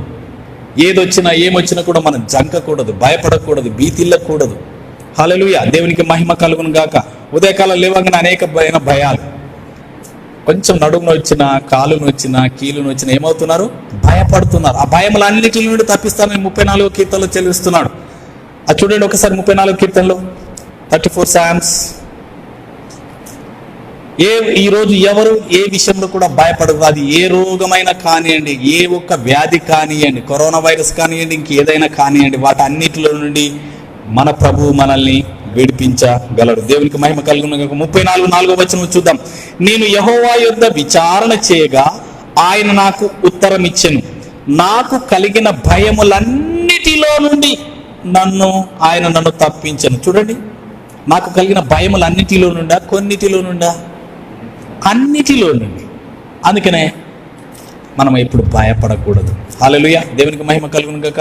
మనం అలాగే చూస్తే భయపడేదే మన మీదకి వస్తుందట. యోబు భక్తుడు ఏం చేస్తున్నాడు? గొప్ప రాజు, నీతిమంతుడు, యథార్థ పరుడు, దేవుడే సాక్ష్యం చెప్తున్నాడు. కానీ ఆయన ఒక విషయంలో భయపడుతున్నాడు. ఏమని భయపడుతున్నాడు? నా కుమారులు తప్పు చేసి, పొరపాటు చేసి దేవునికి వ్యతిరేకంగా ఏమైనా చేస్తున్నారేమో అని భయపడుతున్నారు. భయపడి ఏం చేస్తున్నారు? బలులు అర్పిస్తున్నాడు. అయితే ఆయన ఈ దేనికైతే భయపడుతున్నాడో అదే ఆయన మీదకి వచ్చిందంట. ఒకసారి యోబు పత్రిక చూడండి, book of Job 3rd chapter 25th verse, 25వ వచనం. ఇక్కడ యోబు అంటున్నాడు, ఏది వచ్చునని నేను బహుగా భయపడితినో అది నాకు సంభవించుచున్నది, నాకు భీతి పుట్టించినదే నా మీదికి వచ్చుచున్నది. అవునండి, ఏదైతే మనల్ని భయపెడుతుందో అదే వస్తుందంట. ఎక్కడికి వస్తుందంటే మనం ఏదైతే భయపడతామో అదే మనకు సంభవిస్తుందట. కాబట్టి భయపడకూడదు. సరే, ఏదైనా వచ్చిందా, నువ్వేమాత్రం భయపడకూడదు. భయపడేవాడు ప్రతి క్షణం చనిపోతాడట. పిరికివాడు ప్రతి క్షణము చనిపోతాడట. మన సహోదరులు చెప్తారు, జో డర్గాయా ఓ మరగాయా. నువ్వు ఎప్పుడైతే భయపడతావో అప్పుడే చచ్చిన వానితో సమానం. కాబట్టి మనము సజీవులమై ఉన్నాము. దేవుడు మనల్ని సజీవులుగా ఉంచినాడు. కాబట్టి ఆయన మనల్ని స్వస్థపరచు దేవుడై ఉంటున్నాడు. ఈ ఉదయకాల సమయంలో ఏ వ్యాధి కానీ, ఏ రోగం కానీ, ఏది కానీ మనకు ఏమీ చెయ్యదు. ఈ తెగుళ్ళన్నింటినీ దేవుడే సృష్టించినాడు. దేవుడు సృష్టించిన ఆ యొక్క తెగులని ఎలాగూ ప్రజలకు సంభవించినాయి ఒకసారి చూడండి. నిర్గమకాండం రండి, బుక్ ఆఫ్ ఎక్సడస్. హల్లెలూయా. ఇక్కడ 9వ అధ్యాయంలో మనం చూసినట్లయితే book of Exodus 9th chapter 3rd verse. ఇదిగో యెహోవా బాహుబలము నీ పొలంలోనున్న నీ పశువుల మీదికిని, నీ గుర్రముల మీదికిని, గాడిదల మీదికిని, ఒంటెల మీదికిని, ఎద్దుల మీదికిని, గొర్రెల మీదికిని వచ్చును. ఎలా వస్తుంది? మిక్కిలి బాధకరమైనటువంటి తెగులు కలుగును. హల్లెలూయా. మిక్కిలి బాధకరమైన తెగులు ఎవరి దగ్గర నుంచి వస్తుంది? దేవుని దగ్గరకు వస్తుంది. వేటి మీదకి వస్తుంది? మనకు కలిగిన సమస్తం మీదకి వస్తుంది. ఏంటంటే అది పశువుల మీదకి, గుర్రాల మీదకి, గాడిదల మీదకి, ఒంటల మీదకి, ఎద్దుల మీదకి, గొర్రెల మీదకి, వారికి కలిగిన సమస్తం మీదకి ఏమొస్తుందంటే యెహోవా తెగులు వస్తుంది. ఈ తెగులు ఎక్కడి నుంచి వస్తుందో చూడండి, 14వ వచనం చూడండి, అక్కడే 14th verse, 9th chapter, Exodus 9th chapter 14th verse. సమస్త భూమిలో నా వంటి వారెవరునూ లేరని నీవు తెలుసుకొనవలనని ఈసారి నేను నా తెగుళ్ళన్నీయు నీ హృదయం నొచ్చునంతగా నీ సేవకుల మీదికి, నీ ప్రజల మీదికి పంపెదను. భూమి మీద నుండకుండా నీవు నశించిపోవునట్లు నేను నా చెయ్యి చాపి ఉంటినని నిన్నును నీ జనులను తెగులుతో కొట్టివేయుదును. నా బలమును నీకు చూపునట్లు భూలోకమంతటా నా నామం ప్రచురం చేయనట్లు ఇందుకే నేను నిన్ను నియమించినాను. ఇక్కడ చూడండి, నా తెగుళ్ళని 14వ వచనంలో నేను నా తెగుళ్ళని నీ హృదయం నొచ్చునంతగా పంపిస్తాడంట. మన హృదయం బాధపడుతుంది. ఈ తెగుళ్ళని ఎక్కడి నుంచి వస్తాయి? దేవుని దగ్గర నుంచి వస్తుంది. ఎందుకు దేవుని దగ్గర నుంచి వస్తుంటే దేవునికి విరోధంగా ఉన్నప్పుడు. ఆ దేశం దేవునికి విరోధంగా ఉన్నది. అక్కడ ఆ తీవ్రత దేవుని వలన, ఆ ఉగ్రత దేవుని వలన కలిగిందని మనం చూడవచ్చు. హల్లెలూయా. దేవునికి మహిమ కలుగును గాక. ఈ యొక్క తెగులను గురించి మనం చూసినట్లయితే ఆయన అనేకమైనటువంటి తెగుల చేత వాళ్ళందరినీ బాధించి ఏం చేస్తున్నాడు? తన ప్రజలను విడిపించడానికి దేవుడు ఆ తెగులను పంపించినట్టుగా మనము చూడవచ్చు. ఇక్కడ నిర్గమకాండంలో చూడండి, దేవుడు అన్నిటికీ సమస్తం అయించున్నాడు. హల్లెలూయా. దేవునికి మహిమ కలుగును. ఏది కూడా ఒక మాట మత్తయి సువార్తలో కూడా చాలా చక్కగా ఉంటుంది. నీ తల వెంట్రుకలన్నీ లెక్కింపబడ్డావి. నీవు నీ తల వెంట్రుకల్లో ఒకటి రాలి కింద పడాలంటే దేవుని యొక్క చిత్తము కావాలి. దేవుని సంకల్పము, దేవుని యొక్క పర్మిషన్ లేకుండా, అనుమతి లేకుండా నీకు ఏది కలగదని ఉదయకాల సమయంలో మిమ్మల్ని అందరినీ నేను తెలియజేస్తున్నాను. ధైర్యం తెచ్చుకోండి. దేవుని చిత్తం లేకుండా నీకు ఏమీ కాదు. ఏదైనా కలిగిందంటే ఇట్స్ ఏ గాడ్స్ విల్ అనుకోవాలి, అంతే. అదేదని ఇంకా అపవాది నుంచి వచ్చినా కూడా దేవుని స్వస్థపరచగలడు, అంతే తప్ప ఇంకా దానికి ఏం లేదు. సమస్తాన్ని సృష్టించిన దేవుడు నిన్ను స్వస్థపరచాలని, నిన్ను విడిపించాలని చూస్తున్నాడు. ఇక్కడ నిర్గమకాండంలో 12వ అధ్యాయంలో ఒకసారి చూద్దాము. 12th chapter 12th verse మనం చూడవచ్చు. అక్కడ పస్కా బలి పశువుని గురించి 12వ అధ్యాయంలో ఇశ్రాయేల్ ప్రజలు ఏమి చేయాలని దేవుడు చాలా చక్కగా వివరించి ఆ యొక్క పస్కా బలి పశువు యొక్క రక్తమును తీసి ఆ యొక్క గడప కమ్ములకు, నిలువు కమ్ములకు, అడ్డ కమ్ములకు పూయమని చెప్పినాడు. ఆ రక్తము విమోచనకు, విడుదలకు సూచన అయి ఉంటున్నది. ఆ యొక్క రక్తంను చూసి సంహారకుడు వెళ్ళిపోతున్నట్టు. ఇక్కడ చూడండి, అయితే ఆ రక్తాన్ని ఏం చేయాలట? చూడండి, ఇక్కడ 12వ వచనం 12:12. ఆ రాత్రి నేను ఐగుప్తు దేశమందు సంచరించి ఇక్కడ నేను అనేది మీరు పర్టికులర్ చూడండి, దేవుడే చెప్తున్నారు. నేను ఐగుప్తు దేశమందు సంచరించి ఐగుప్తు దేశమందలి మనుషులలోనే గాని జంతువులలోనే గాని తొలి సంతతంతయో హతము చేసి ఐగుప్తు దేవతలకందరికీ తీర్పు తీర్చదను. నేను యెహోవాను. అలాగే మీరున్న ఇండ్ల మీద ఆ రక్తము మీకు గుర్తుగా ఉండును. నేను ఆ రక్తమును చూచి మిమ్మును నశింపక దాటి పోయేదను. హల్లెలూయా. యేసు ప్రభు పస్కా బలిపశు యొక్క ఆ యొక్క రక్తాన్ని ఆ యొక్క గృహాల మీద చూసి దాటిపోతున్నాడు. అంటే దేవుడు రక్తంను చూసి ఆ గృహాన్ని కానీ ఆ వ్యక్తిని కానీ నశింప చేయకుండా దాటిపోతున్నాడు. కానీ ఇక్కడ కరోనా వైరస్ బారిన పడిన వారి యొక్క రూట్ కాజెస్ చూస్తే ఏంటంటే రక్తంతోనే జంతువులను తింటున్నారు, ప్రాణంతోనే తింటున్నారు. కాబట్టి దానికి సంబంధించిన తీర్పు తీరుస్తున్నాడు దేవుడు. తీర్పు తెచ్చి తన ప్రజల మీద గొప్ప తీర్పును ప్రకటించి వారు ఆయన వైపు తిరగాలని దేవుడు కోరుచున్నాడు. ఎవరు కలుగజేస్తున్నారు ఇక్కడ? నేను ఐగుప్తు దేశం ముందు సంచరించి దేవునికి విధేయతగా ఉన్న వారి ప్రజలందరినీ కూడా నశింపచేస్తున్నాడు. దేవునికి మహిమ కలుగును గాక. ఇక్కడ చూడండి, ఇక్కడ 23వ వచనం చూస్తే, యెహోవా ఐగుప్తులను హతం చేయుటకు దేశ సంచారము చేయుచు ద్వార బంధపు పైకమ్మి మీదను 2 నిలువు కమ్ముల మీదను ఉన్న రక్తము చూచి యెహోవా ఆ తలుపును దాటిపోవును, మిమ్ము హతము చేయుటకు మీ ఇళ్లలోనికి సంహారకుని చొర్రనియ్యడు. ఆయన ఆ యొక్క ఇళ్లలోనికి సంహారకుని చొర్రని, ద స్పిరిట్ ఆఫ్ డెత్ ను లోపలికి పంపివ్వనివ్వనని చెప్పేసి దేవుడు తెలియజేస్తున్నాడు. దేవునికి మహిమ కలుగును గాక. ఈ ఉదయకాల సమయంలో ఈ యొక్క సంహారకుడు కానీ ఏదైనా కానీ మనకు ఏదైనా సంభవిస్తున్నదంటే అది దేవుని యొక్క చిత్త ప్రకారము జరుగుతున్నదని మనం ఉదయకాల సమయంలో మనము తెలుసుకోవాలి. దేవునికి మహిమ కలుగును గాక. ఆయన చిత్తం లేకుండా ఏది కాదు. అందుకనే దావీదు భక్తుడు చాలా చక్కగా చెప్తాడు. మనందరికీ తెలుసు, అనేక మంది గృహాలలో ఉదయం లేవగానే రాత్రి పడుకునే ముందు లేచిన తర్వాత కూడా ఏం చేస్తున్నారు? 91వ కీర్తన చదువుతున్నారు. ఈ 91వ కీర్తనలో ఉన్నటువంటి చాలా చక్కని డిస్క్రిప్షన్ ఉంది. ఆ దానిని బట్టి మనము ధైర్యపరచబడాలి. స్వస్థపరచు యెహోవాను నేనే అంటున్నాను. ఇక్కడ నిర్గమకాండం చూడండి, ఎవరు స్వస్థపరుస్తారు? 15వ అధ్యాయం 26వ వచనం, నిర్గమకాండం, book of Exodus 15th chapter 26th verse.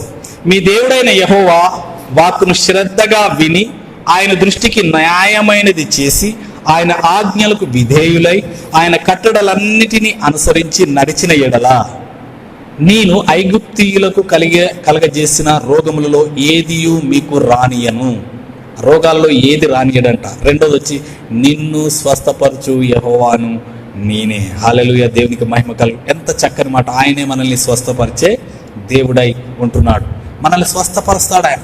మనం బాధపడుతూ కృంగిపోతూ ఉంటే ఆయన చూస్తూ ఊరుకోవడానికి. 91వ కీర్తన రండి అందరూ దయచేసి. 91 శామ్, దీంట్లో చాలా చక్కని వివరణలో ఉన్నది. ఈరోజు భయపడుతున్న అనేక మంది ప్రపంచవ్యాప్తంగా ఈ సందేశం ద్వారా ధైర్యం తెచ్చుకోవాలి. దేవుడు మన కొరకు ఏమి చేసినాడు, ఏమి చేస్తున్నాడు, ఆయన చేసినది ఏంటి, చేస్తున్నది ఏంటిది, చేయబోయేది ఏంటి అని నువ్వు ఈ ఉదయకాల సమయంలో ధైర్యపరచబడాలి. ఆయన వాక్కును పంపి వారిని బాగు చేస్తాడని 107వ కీర్తన మనం చూడవచ్చు. ఆయన తన వాక్కును పంపుతాడు. ఎందుకు? మనల్ని స్వస్థపరచడానికి ఆయన వాక్కును పంపుతాడు. వాక్కు అంటే ఏంటిది? వాక్యమే యేసుక్రీస్తు. ఆ వాక్యమైన యేసుక్రీస్తు మనల్ని స్వస్థపడతాడు. అందుకని ఆయన వాక్యాన్ని మనం విశ్వసించాలి. ఇక్కడ 91వ కీర్తనలో చూడండి, ఒక్కొక్కటి నేను చదువుతాను. 3వ వచనం, వేటకాని ఉరిలో నుండి ఆయన నిన్ను విడిపించును, నాశనకరమైన తెగులు రాకుండా నిన్ను రక్షించుడు. నిన్ను నాశనం చేయడానికి ప్రపంచవ్యాప్తంగా ఎన్ని తెగులన రాని కానీ నీ దగ్గరికి అది రాదు. నిన్ను రక్షిస్తాడు ఆ తెగులు నుంచి. హల్లెలూయా. నువ్వు భయపడవద్దు. భయపడిందంటే అది నీ మీదకి వస్తుంది. కాబట్టి మనం ఏమీ భయపడకూడదు. అందుకని ఏమంటున్నాడు? నాశనకరమైన తెగుళ్ళు రాకుండా నిన్ను రక్షిస్తాడు. అలాగే 4వ వచనం చూస్తా, ఆయన తన రెక్కలతో నిన్ను కప్పును. దేవుని రెక్కలతో కప్పుతాడండి. ఎంత చక్కని మాట. ఆయన హస్తం కిందకి ఏదైనా తెగులు వస్తుందా? ఏదిరా, భయపడిపోతుంది. అలాగే చూడండి, ఆయన రెక్కల క్రింద నీకు ఆశ్రయము కలుగును, ఆయన సత్యము కేడమును డాలునై ఉన్నది. హల్లెలూయా. దేవునికి మహిమ కలుగును గాక. కేడము అంటే మన చుట్టూ ప్రొటెక్షన్ అండి. దేవుని యొక్క ప్రొటెక్షన్ ఉంటుంది. దేవుని ప్రొటెక్షన్ ఉండగా ఏ తెగులు, వ్యాధి, రోగము, బాధ ఏది రాదు. దేవునికి మహిమ కలుగును గాక. ఇంకా చూడండి, రాత్రి వేళ కాలు భయమునకైనను. అనేక మంది రాత్రిపూట భయపడుతున్నారు. మా బ్రతుకు ఏందో, మా జీవితం ఏందో, మా కుటుంబం ఏందో అని భయపడుతున్నారు.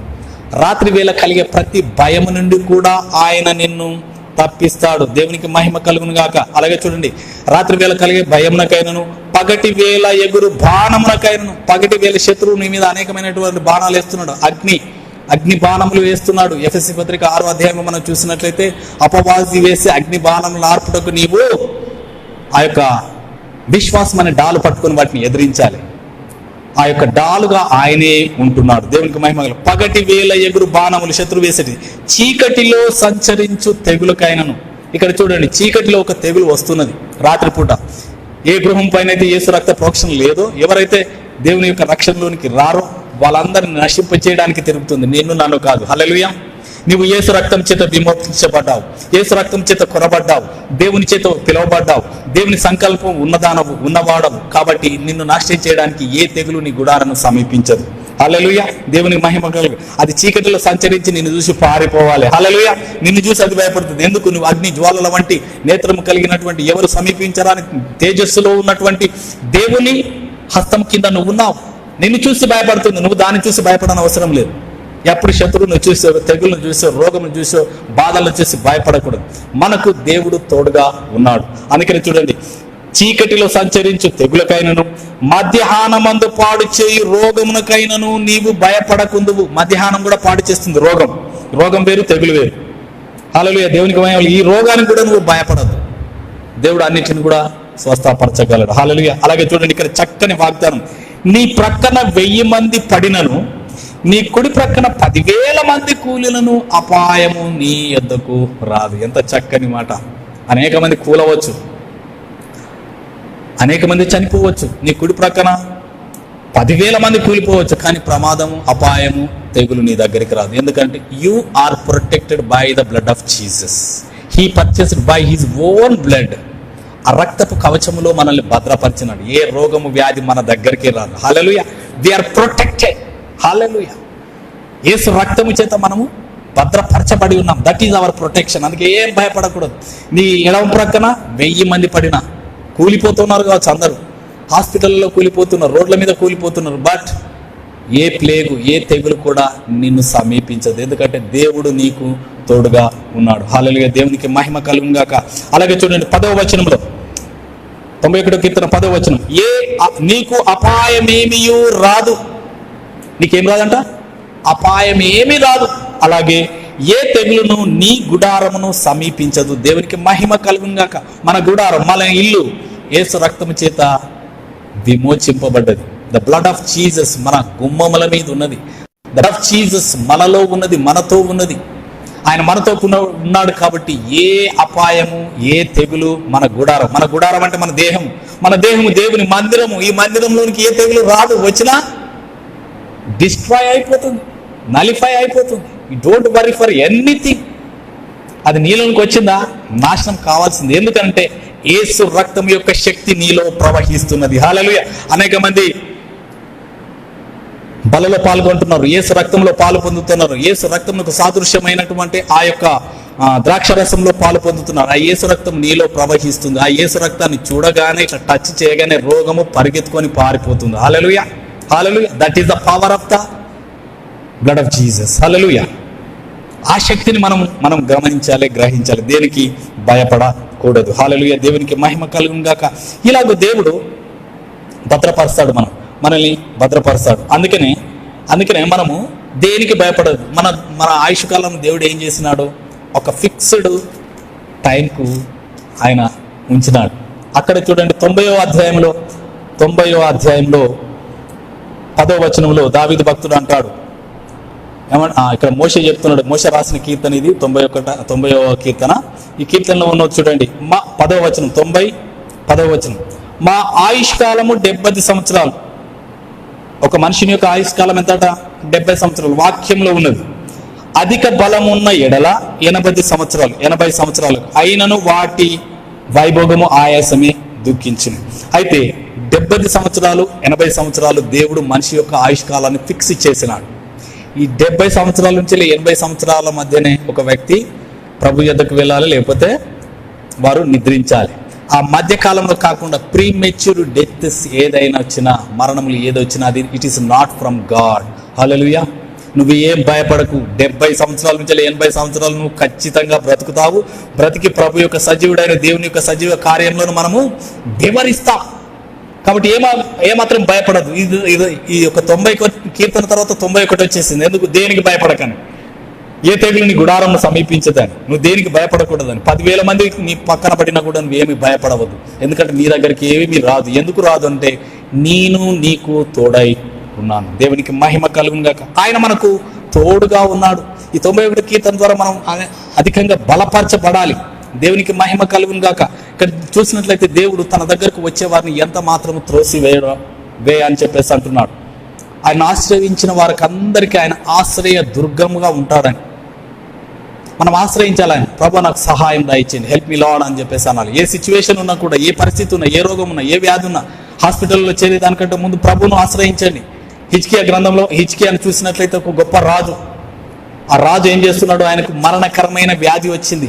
వ్యాధి వచ్చినప్పుడు ఏం చేసినాడు? దేవుణ్ణి ఆశ్రయించినాడు.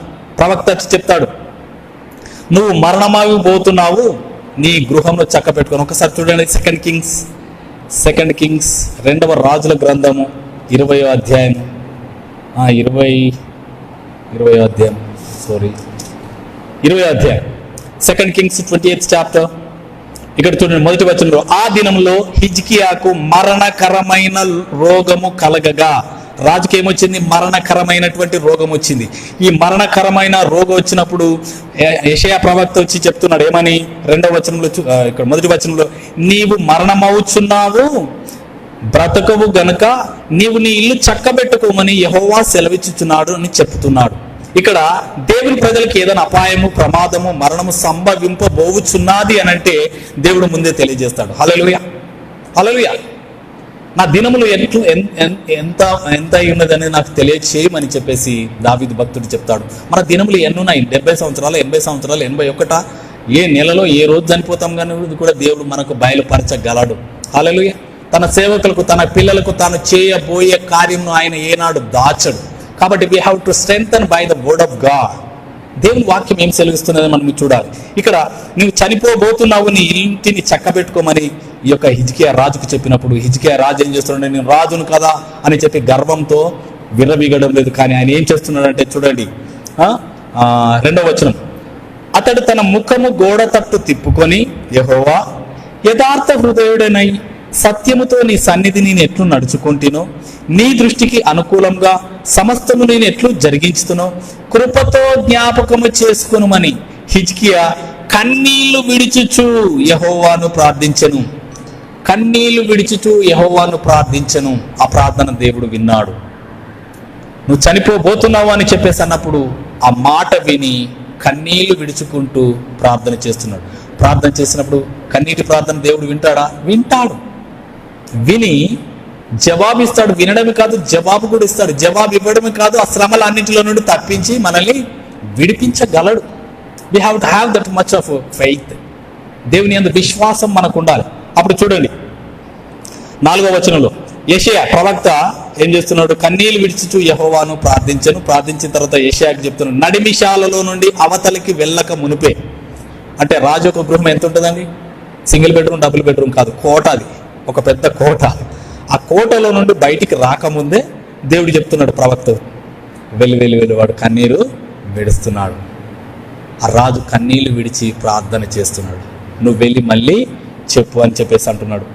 4వ వచనంలో, యెషయా నడిమిషాలలో నుండి అవతలకు వెళ్ళక మునిపే యెహోవా వాక్కు అతనికి ప్రత్యక్షమై ఇలాగ సెలవిచ్చినాడు, నీవు తిరిగి నా ప్రజలకు అధిపతి అయిన హిజ్కియా యొద్దకు పోయి అతనితో ఇట్లను, నీ పితరులైనటువంటి దావీదునకు దేవుడునగు యెహోవా నీకు సెలవిచ్చినదేమనగా, నీవు కన్నీళ్లు విడుచుట చూచితిని, నీ ప్రార్థన నేను అంగీకరించి ఉన్నాను, నేను నిన్ను బాగు చేసేదను. హల్లెలూయా, హల్లెలూయా. ఎంత చక్కని వాగ్దానం అండి. నువ్వు కన్నీళ్లు విడుచుట నేను చూశాను. వెన్ యు క్రై అవుట్, ఆయన చూస్తాడు. ఆయన చూస్తాడు, అంతే. నీ కన్నీటిని ఆయన చూస్తాడు. నీ కన్నీరు ఎక్కడ ఉంటుందట? ఆయన కవిలలో కనబడుతుందట.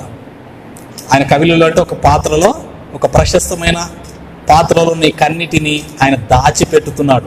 నువ్వు ఏ విషయంలో కన్నీరు కారుస్తున్నావో ఆయన ఆ విషయం గురించి అంటే ఆ కన్నీరు దేవుని ముందు దేవునితో మాట్లాడతాయి. హల్లెలూయా. నీవు కన్నీరు విడుచుట నేను చూచితిని, నీ ప్రార్థన నేను అంగీకరించి ఉన్నాను. కన్నీటితో చేసే ప్రార్థన ఏదైనా అంగీకరింపబడుతుందండి. వాళ్ళ ముందు వీళ్ళ ముందు ఏడవద్దు. అనారోగ్యంతో ఉన్నవా? అమ్మ నేను చచ్చిపోతా కావచ్చు, నేను అందరినీ విడిచిపోతా కావచ్చు అని చెప్పి ఏం భయపడిన అవసరం లేదు. వాళ్ళ ముందు కాదు ఏడ్చేది, దేవుని ముందు ఏడవాలి. నీ కన్నీరుని విడిచినప్పుడు హిజ్కియాను స్వస్థపరిచిన దేవుడు నిన్ను కూడా స్వస్థపరచగలడు. హల్లెలూయా, హల్లెలూయా. నేను నిన్ను బాగు చేశాను. చూడండి, ఇక 3వ దినం నీవు యెహోవా మందిరమునకు ఎక్కిపోవుదు. ఇక్కడ 6వ వచనంలో, ఇంకా 15 సంవత్సరముల ఆయుష్యము నీకు ఇచ్చేదను. హల్లెలూయా, దేవునికి మహిమ కలుగును గాక. చనిపోతున్నాడు అని చెప్పిన వ్యక్తి, ఆ వ్యక్తి ప్రార్థన విని అతనికి ఏం చేసినాడు? 15 సంవత్సరాల ఆయుష్ ఇచ్చాడండి. Extension of the length and days, ఆయుష్ని ఇచ్చినాడు. ఇచ్చి బలపరుస్తున్నాడు. ఇక్కడ నాకు ఒక విషయం అర్థమైంది. ఈ 15 సంవత్సరాలు అతనికి సంతానం లేదు. రాజు అతనికి సంతానం లేదు. ఈ యొక్క 15 సంవత్సరాల కాలంలోనే దేవుడు హిజ్కియాను ప్రేమించి అతనికి సంతానం కూడా ఇచ్చినాడు. అతని కుమారుడు మనష్షే. ఆయన చనిపోయినప్పుడు ఎన్ని సంవత్సరాలు? ఈ కుమారుడు 12 సంవత్సరాలు ఉన్నాడు. అంటే 15 సంవత్సరాల గ్రేస్ పీరియడ్లో పుట్టినాడు. దేవుడు నిన్ను బాగు చేయడమే కాదు, నీకు సంతానం ఇస్తాడు, నీ వంశంను వృద్ధి చేస్తాడు, నిన్ను దీవించి ఆశీర్వదించి నీ యొక్క వంశాభివృద్ధిని కూడా చేయగలడు. దేవునికి మహిమ కలుగును గాక.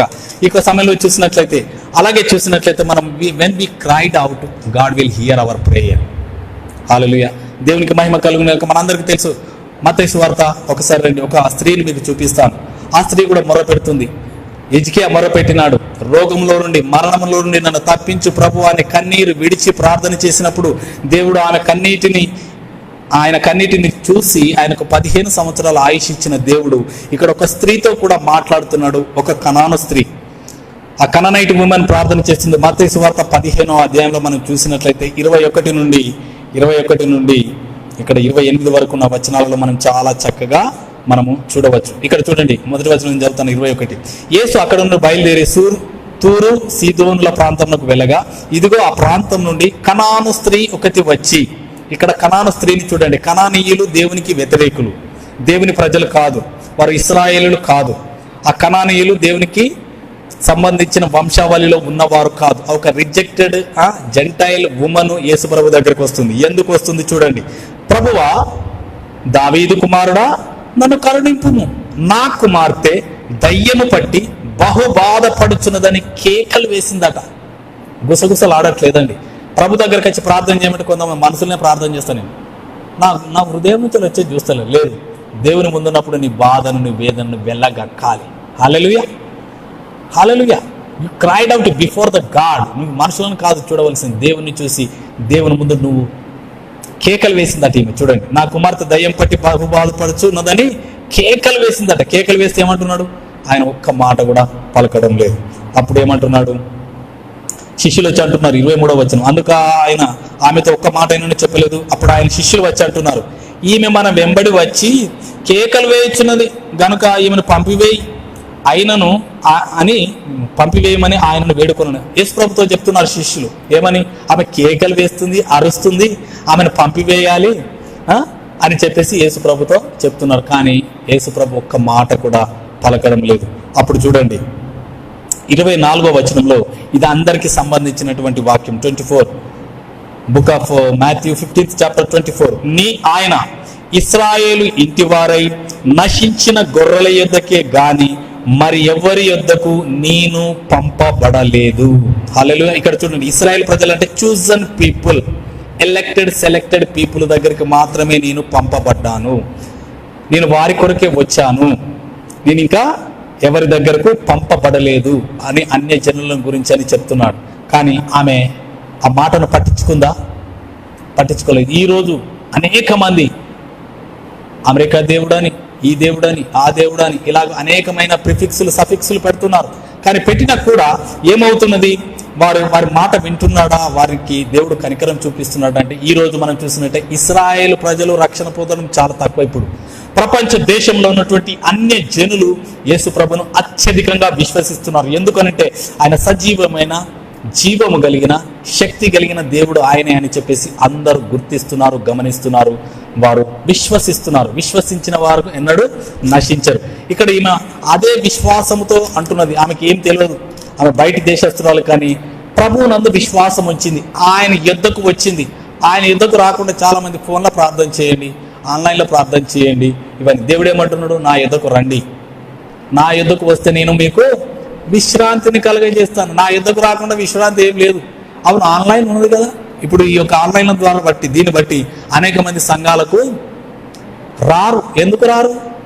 అదొక ట్రిక్కిగా సాతాను వాళ్ళను బంధించి వేస్తుంది. కానీ అపోస్తల కార్యంలో మనం చూసినట్లయితే సంఘం అయితే అత్యాసక్తితో ప్రార్థన చేస్తుంది.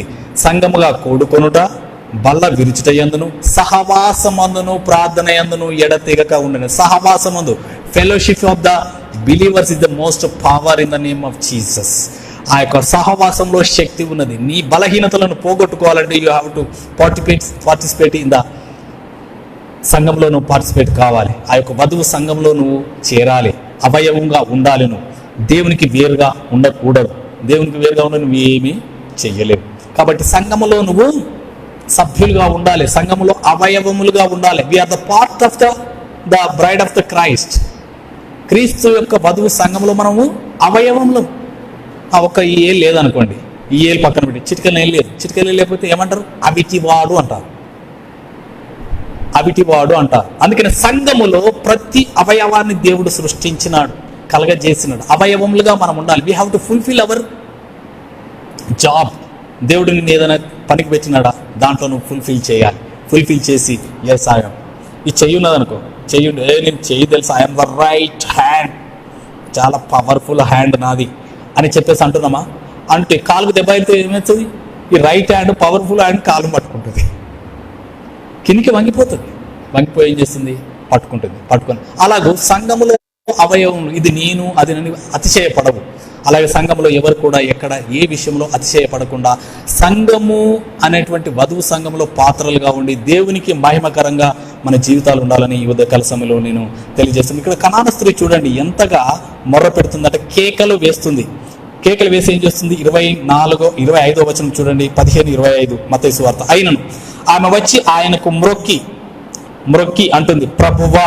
ప్రభువు అంటే is a lord, is a all mighty powerful God, ఇంకెవరు కాదు, నీవే ప్రభుడవు, నువ్వు సర్వశక్తి మంతుడవు అని చెప్పి ప్రభువా అంటున్నది. ద ప్రభువా అనే word it's a lord of lord, king of Kings, is the all authority, all powerful అని చెప్తుంది. చెప్పి నాకు సహాయం చేయమని. ఈ యొక్క ఆన్లైన్లో చూసే ప్రతి ఒక్కరికి చిన్న ప్రార్థన, మీరే కష్ట సమయంలోనూ ప్రభువా నాకు సహాయం చేయము.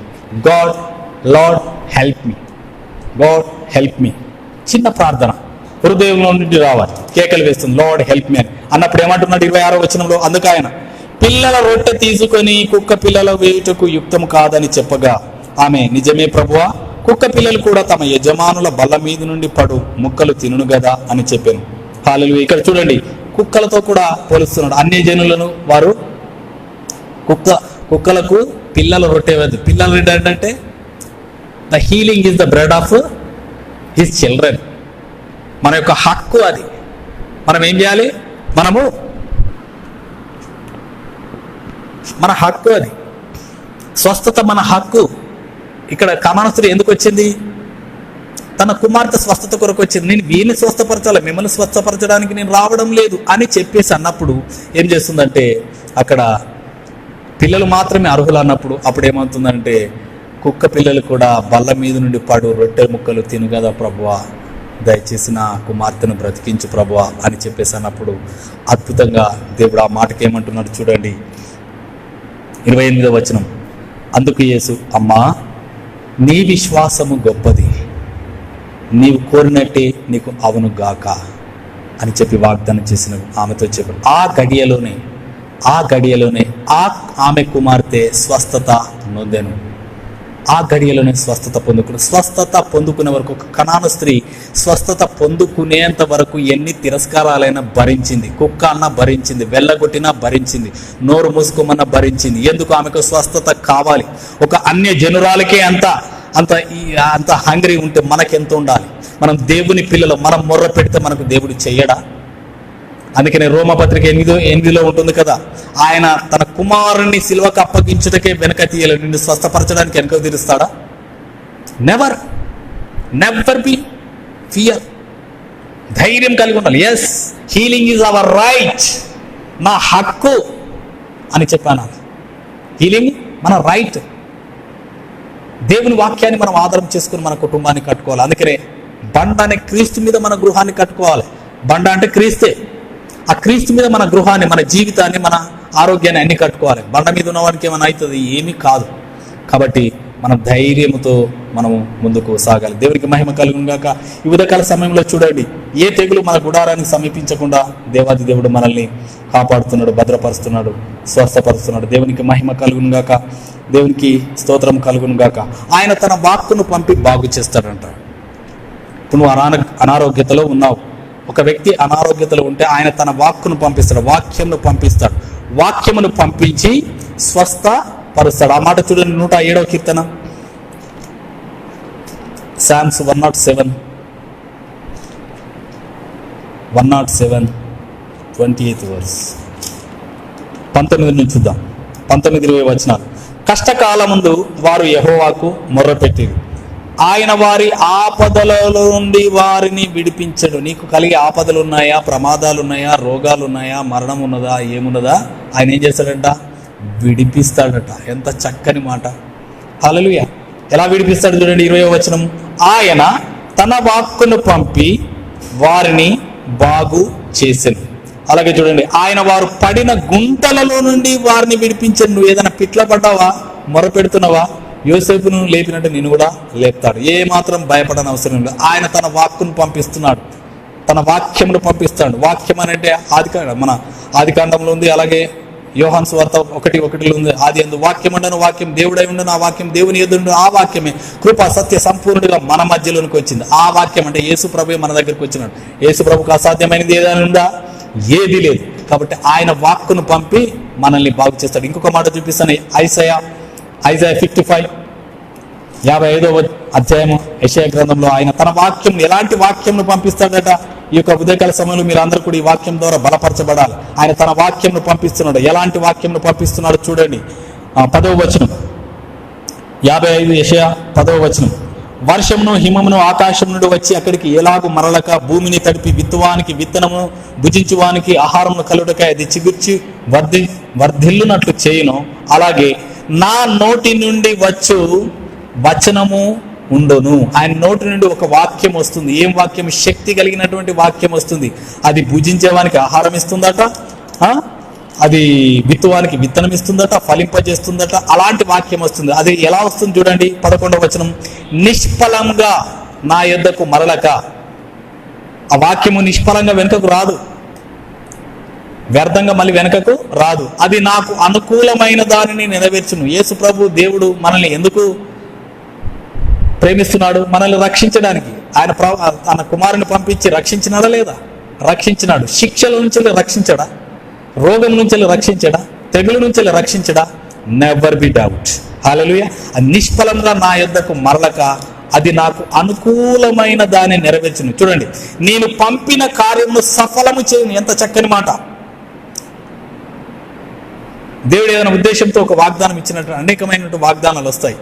వాగ్దానాలు వచ్చినప్పుడు స్వస్థపరచును యెహోవాను నేనే అంటే ఎవరైనా రోగంలో ఉన్న వారికి ఆ వాగ్దానం వచ్చి అది పట్టుకొని డాన్స్ చేయాలి. ఎందుకు? ఆ వాక్యం వచ్చింది కాబట్టి. ఆ వాక్యం ద్వారా మనం బలపరచబడుతున్నాం. ఆ వాక్యం మనల్ని స్వస్థపరుస్తుంది. దేవుడే మాట ఇచ్చినాడు కాబట్టి అది వ్యర్థంగా ఉండదు. చూడండి, అందుకే నేను పంపిన కార్యము సఫలము చేయను, మీరు సంతోషంగా బయలువెలుదురు, సమాధానము పొంది తోడుకొని పోబడుతుంది. దేవుని వాక్యం నిరర్ధకంగా వెనకకు రాదంట. అనుకూలమైన దానిని నెరవేరుస్తుంది. నిష్ఫలంగా ఆయన ఒక వాక్యం ఇవ్వడు మనకు. ఏదైనా వాగ్దానం వచ్చిందా, వాక్యం వచ్చిందా, ఒక పాస్టర్ గారు కానీ లేకపోతే టీవీ ద్వారా కానీ, వాగ్దానం ద్వారా కానీ, బైబిల్ ద్వారా కానీ, ఏ రకంగా నీ పరిస్థితులలో కృంగి ఉన్నప్పుడు, బలహీనంగా ఉన్నప్పుడు దేవుని వాక్యం నీ దగ్గరికి ఏదైనా వచ్చినా దేవుని వాక్యాన్ని చూడండి, చెప్పేవారిని చూడకండి. దేవుని వాక్యాన్ని నమ్మండి. ఆ దేవుని వాక్యం మిమ్మల్ని స్వస్థపరుస్తుంది. పాస్టర్లు బాగు చేయరు, బిషప్లు బాగు చేయరు. ఎవరు బాగు చేయరు? ఎవరు బాగు చేస్తారు? స్వస్థపరచు యెహోవాను నేనే అన్నాడు. దేవుడే బాగు చేస్తాడు. ఆయన తన వాక్కును పంపి బాగు చేస్తాను అంటున్నాడు. కాబట్టి ఆయన వాక్యం కొరకు మనము ఎదురు చూడాలి. దేవునికి మహిమ కలుగును గాక. ఈ ఉదయకాల సమయంలో ఈ వాక్యం ద్వారా మనం అందరం కూడా బలపరచబడదాం, ధైర్యపరచబడదాం. దేవునికి మహిమ కలుగును గాక. అలాగే కొన్ని స్వస్థత వాక్యాలు ఉన్నాయని మీకు చూపిస్తాను. స్వస్థపరచు యెహోవాను నేనే అని నిర్గమకాండము 15:26లో మనం చూడవచ్చు. స్వస్థపరిచేది ఎవరు? యెహోవానే మనల్ని స్వస్థపరుస్తాడు. దేవునికి మహిమ కలుగును గాక. హోసేయ గ్రంథం చూడండి. బుక్ ఆఫ్ హోసేయ 6వ అధ్యాయం 1వ వచనం. హోసేయ 6th chapter 1st verse. మనము యెహోవా యొద్దకు మరలుదాం రండి, ఆయన మనల్ని చీల్చివేసెను, ఆయనే మనలను స్వస్థపరచును. హల్లెలూయా. ఎవరు స్వస్థపరుస్తాడు? ఆయనే మనల్ని స్వస్థపరుస్తాడు. ఆయన మనల్ని కొట్టెను, ఆయనే మనలను బాగు చేయును. హల్లెలూయా. దేవునికి మహిమ కలుగును గాక. ఆయన మనల్ని బాగు చేస్తాడు. ఇప్పుడు ఆయన మనల్ని కొట్టెను అని అంటే ఎందుకు కొడతాడు అంటే, మనం దారి తప్పి దేవునికి విరోధంగా వెళ్ళినప్పుడు ఏ రోగమో వ్యాధో దేంతోనో దెబ్బ కొడతాడు. దెబ్బ కొట్టిన తర్వాత అప్పుడు దేవుడు గుర్తుకొస్తాడు. దేవుడు గుర్తుకొచ్చి ప్రభువా నాకు సాయం చేయి ప్రభువా అని చెప్పేసి ఏడ్చినప్పుడు ఇమ్మీడియట్గా మళ్ళీ స్వస్థపడతాడు. అందుకని స్వస్థపరచు యెహోవాను నేనే అని చెప్పి ఆయనే మనల్ని స్వస్థపరచును, ఆయనే మనల్ని బాగు చేస్తాడంట. అలాగే చూడండి, ఇర్మీయా గ్రంథం 17వ అధ్యాయం Jeremiah 17th chapter, Jeremiah 17, hallelujah, 17th chapter, 14th verse. యెహోవా, నీవు నన్ను స్వస్థపరచుము, నేను స్వస్థత నొందును. నన్ను రక్షించుము, నేను రక్షింపబడదును. ఇక్కడ 2 వాక్యాలు చాలా చక్కగా ఉన్నాయి. నన్ను స్వస్థపరచుము, నేను స్వస్థపరచబడదు. నన్ను రక్షించుము, నేను రక్షింపబడదును. రక్షింపబడడానికి, స్వస్థపరచబడడానికి దేవుడే కావాలి. దేవుడే స్వస్థపరిచేది. హల్లెలూయా, దేవునికి మహిమ కలుగును గాక. అలాగే చూడండి 30వ అధ్యాయం అక్కడ జెర్మియా 30th chapter, 17వ వచనం, 17th verse. వారు ఎవరును లక్ష్య పెట్టని సియోననియు వెలివేయబడిననియు నీకు పేరు పెట్టుచున్నాను. అయితే నేను నీకు ఆరోగ్యము కలగజేసేదను, నీ గాయములను మాన్పెదను. హల్లెలూయా. చూడండి, ఆయనే మనకు ఆరోగ్యము కలగజేస్తాడు. ఆరోగ్యం ఎక్కడి నుంచి వస్తుంది? అనేక మందికి తెలుసు, రాత్రి పడుకున్నామంటే తెల్లారు లేచిన తర్వాత ఏ కంప్లైంట్తో లేస్తారో తెలియదు. కానీ దేవుడే మనల్ని స్వస్థపరుస్తాడు, ఆరోగ్యం ఇచ్చేవాడు. మనం ఉదయం లేగానే first we give thanks to one thing, for the life, for the health. Thank you Lord for this life. ఒక కొత్త దినమును మాకు ఇచ్చినావు, నూతనమైన దినాన్ని ఇచ్చినావు. అలాగే thank you Lord for your health, నాకు చక్కని ఆరోగ్యం ఇచ్చినారు అని చెప్పేసి మనం దేవునికి కృతజ్ఞతలు చెల్లించాలి. సాక్ష్యాలు ఉన్నాయి, సాక్ష్యాలు ఉంటే అతిపెద్ద సాక్ష్యం ఏంటిది? మనం బ్రతికున్నామనేది ఒక సాక్ష్యము, ఆరోగ్యంగా ఉన్నామని 2వ సాక్ష్యం. దేవునికి మహిమ కలుగును గాక. మనల్ని స్వస్థపరిచే దేవుడు అయి ఉంటున్నాడు. అందుకని ఆయన తన వాక్కును పంపి బాగు చేస్తానని అంటున్నాడు. హల్లెలూయా. అందుకని సంఘానికి విశ్వాసులకు దేవుడు అధికారం ఇచ్చినాడు. యేసు ప్రభు ఆయన రక్తములో మనల్ని అందరినీ విమోచించి మనల్ని తన కుమారులుగా చేసుకున్నాడు. మనందరికీ తెలుసు, మనల్ని వెలివేయబడిన వారిగా, వేరే అందరూ చూచినట్టుగా మనల్ని చూడట్లేదు. ఆయన ఒక ప్రత్యేకమైన దృష్టితో మనల్ని చూస్తున్నాడు. ఎలా చూస్తున్నాడు? మనల్ని కుమారులుగా చూస్తున్నాడు. We are the sons and daughters of the most high God. కుమారునికి మనం అధికారం ఇస్తామా లేదా? కుమారునికి అధికారం ఇస్తామా లేదా? Thank you Lord, thank you Lord, హల్లెలూయా. కుమారునికి అధికారం ఇస్తాం. ఆ అధికారాన్ని మనము పొందుకోవాలని, యేసు ప్రభువు లాగానే మనం నడుచుకోవాలని, యేసు ప్రభువును పోలి నడుచుకోవాలని ప్రభువు సెలవిస్తున్నాడు. ఎలా సెలవిస్తున్నాడు? మనల్ని కుమారులుగా చేసినాడు. చూడండి ఒకసారి రోమపత్రిక 8వ అధ్యాయము. మనం కుమారులమని పరిశుద్ధాత్మ కూడా మనకు సాక్ష్యం ఇచ్చుచున్నది. 8వ అధ్యాయము 15వ వచనం, Romans 8:15. ఎలాగనగా మరలా భయపడటకు మీరు దాస్యపు ఆత్మను పొందలేదు గాని దత్తపుత్రాత్మను పొందిరి. ఆ ఆత్మను కలిగిన వారమై మనము అబ్బా తండ్రి అని మొర్రపెట్టుచున్నాము. అబ్బా తండ్రి అని మొర్రపెట్టుచున్నాము, మన తండ్రి అయిన దేవుని. దట్ ఈస్ అవర్ రిలేషన్షిప్, మన ఐడెంటిటీ. అలాగే చూడండి, మనము దేవుని పిల్లలమని ఆత్మ తానే మన ఆత్మతో కూడా సాక్ష్యం ఇచ్చుచున్నాడు. పరిశుద్ధాత్మ చెప్తుంది ఏమని? మీరు ఎవరంట? దేవుని పిల్లలు. దేవుని పిల్లలు మీరు. దేవుడు ఏమంటాడు? భయపడ్డప్పుడు భయపడకు, నువ్వు దేవుని పిల్లలు, దేవుడు నీ పక్షాన ఉన్నాడు అంటున్నాడు. అలాగే చూడండి, అనగా మనము పిల్లలమైతే వారసులం, అనగా దేవుని వారసులం. హల్లెలూయా. ఎన్ని క్వాలిటీస్ అండి ఇక్కడ. మనము దేవుని పిల్లలమని ఆత్మని సాక్ష్యం చెప్తుంది. అలాగే మనము పిల్లలమైతే వారసులం. ఎవరికి వారసులము? దేవుని వారసు. క్రీస్తుతో మహిమపరచుటకు ఆయనతో పాటు శ్రమ పడిన క్రీస్తు తోడి వారసులం. హల్లెలూయా. క్రీస్తు తోడి వారసులం. క్రీస్తుకు ఎంత అధికారం ఉన్నదో పరలోకం ఉన్నదో మనకు కూడా అంతే ఉన్నది. కానీ మనం అంటున్నాం, ప్రభువా దుమ్మిని ధూళిని ఇక జంతువుల పేర్లు పెట్టుకుంటాం. కాదండి, మీరు ప్రశస్తమైన వారు, ప్రత్యేకమైన వారు. మీలాంటి వారి ప్రపంచంలోనే ఎవరు లేరు. అంత ప్రత్యేకతతో దేవుడు మిమ్మల్ని సృష్టించినాడు. You don't put your tag lines ఇట్లా అట్లా అట్లా ఇట్లా ఏది లేదు. You are the special, you are the most precious. హల్లెలూయా. దేవునికి మహిమ కలుగును గాక. మనం పిల్లలకు మాత్రమే. ఇప్పుడు మీ పిల్లలకు తాళం చేయిస్తారా? ఇంటిది పక్కింటి వాళ్ళకి ఇస్తారా?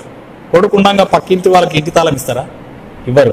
అలాగే మనకు దేవుని యొక్క రాజ్యపు తాళపు చెవులను ఇచ్చినాడు. మత్తయి సువార్త 16వ అధ్యాయంలో మనం చూసినట్లయితే పరలోక రాజ్యపు తాళపు చెవులను ఇచ్చినాడు. ఎందుకంటే we are the coheirs with Christ. దేవునికి మహిమ కలుగును గాక. మత్తయి సువార్త 16వ అధ్యాయంలో 16-18 మనం చూడవచ్చు. మరియు నీవు పేతురువు, ఈ బండ మీద నా సంఘమును కట్టుదును, పాతాళ లోక ద్వారములు దాని ఎదుట నిలవనేరవని నీతో చెప్పుచున్నాను. పరలోక రాజ్యం యొక్క తాళపు చెవులు నీకిచ్చెదను. నీవు భూమి మీద దేని బంధిస్తే అది పరలోకమందు బంధింపబడును, భూమి మీద దేని విప్పితే అది పరలోకమందు విప్పబడునని అతనితో చెప్పాను. మనకు అధికారం ఇచ్చినాడు. You have to bind here. The key of heaven is in your hand. హల్లెలూయా. పరలోక రాజ్యపు తాళపు చెవి నీ దగ్గర ఉందంటే నువ్వు ఎంత ప్రశస్తమైన వారు. హల్లెలూయా. That is our identity.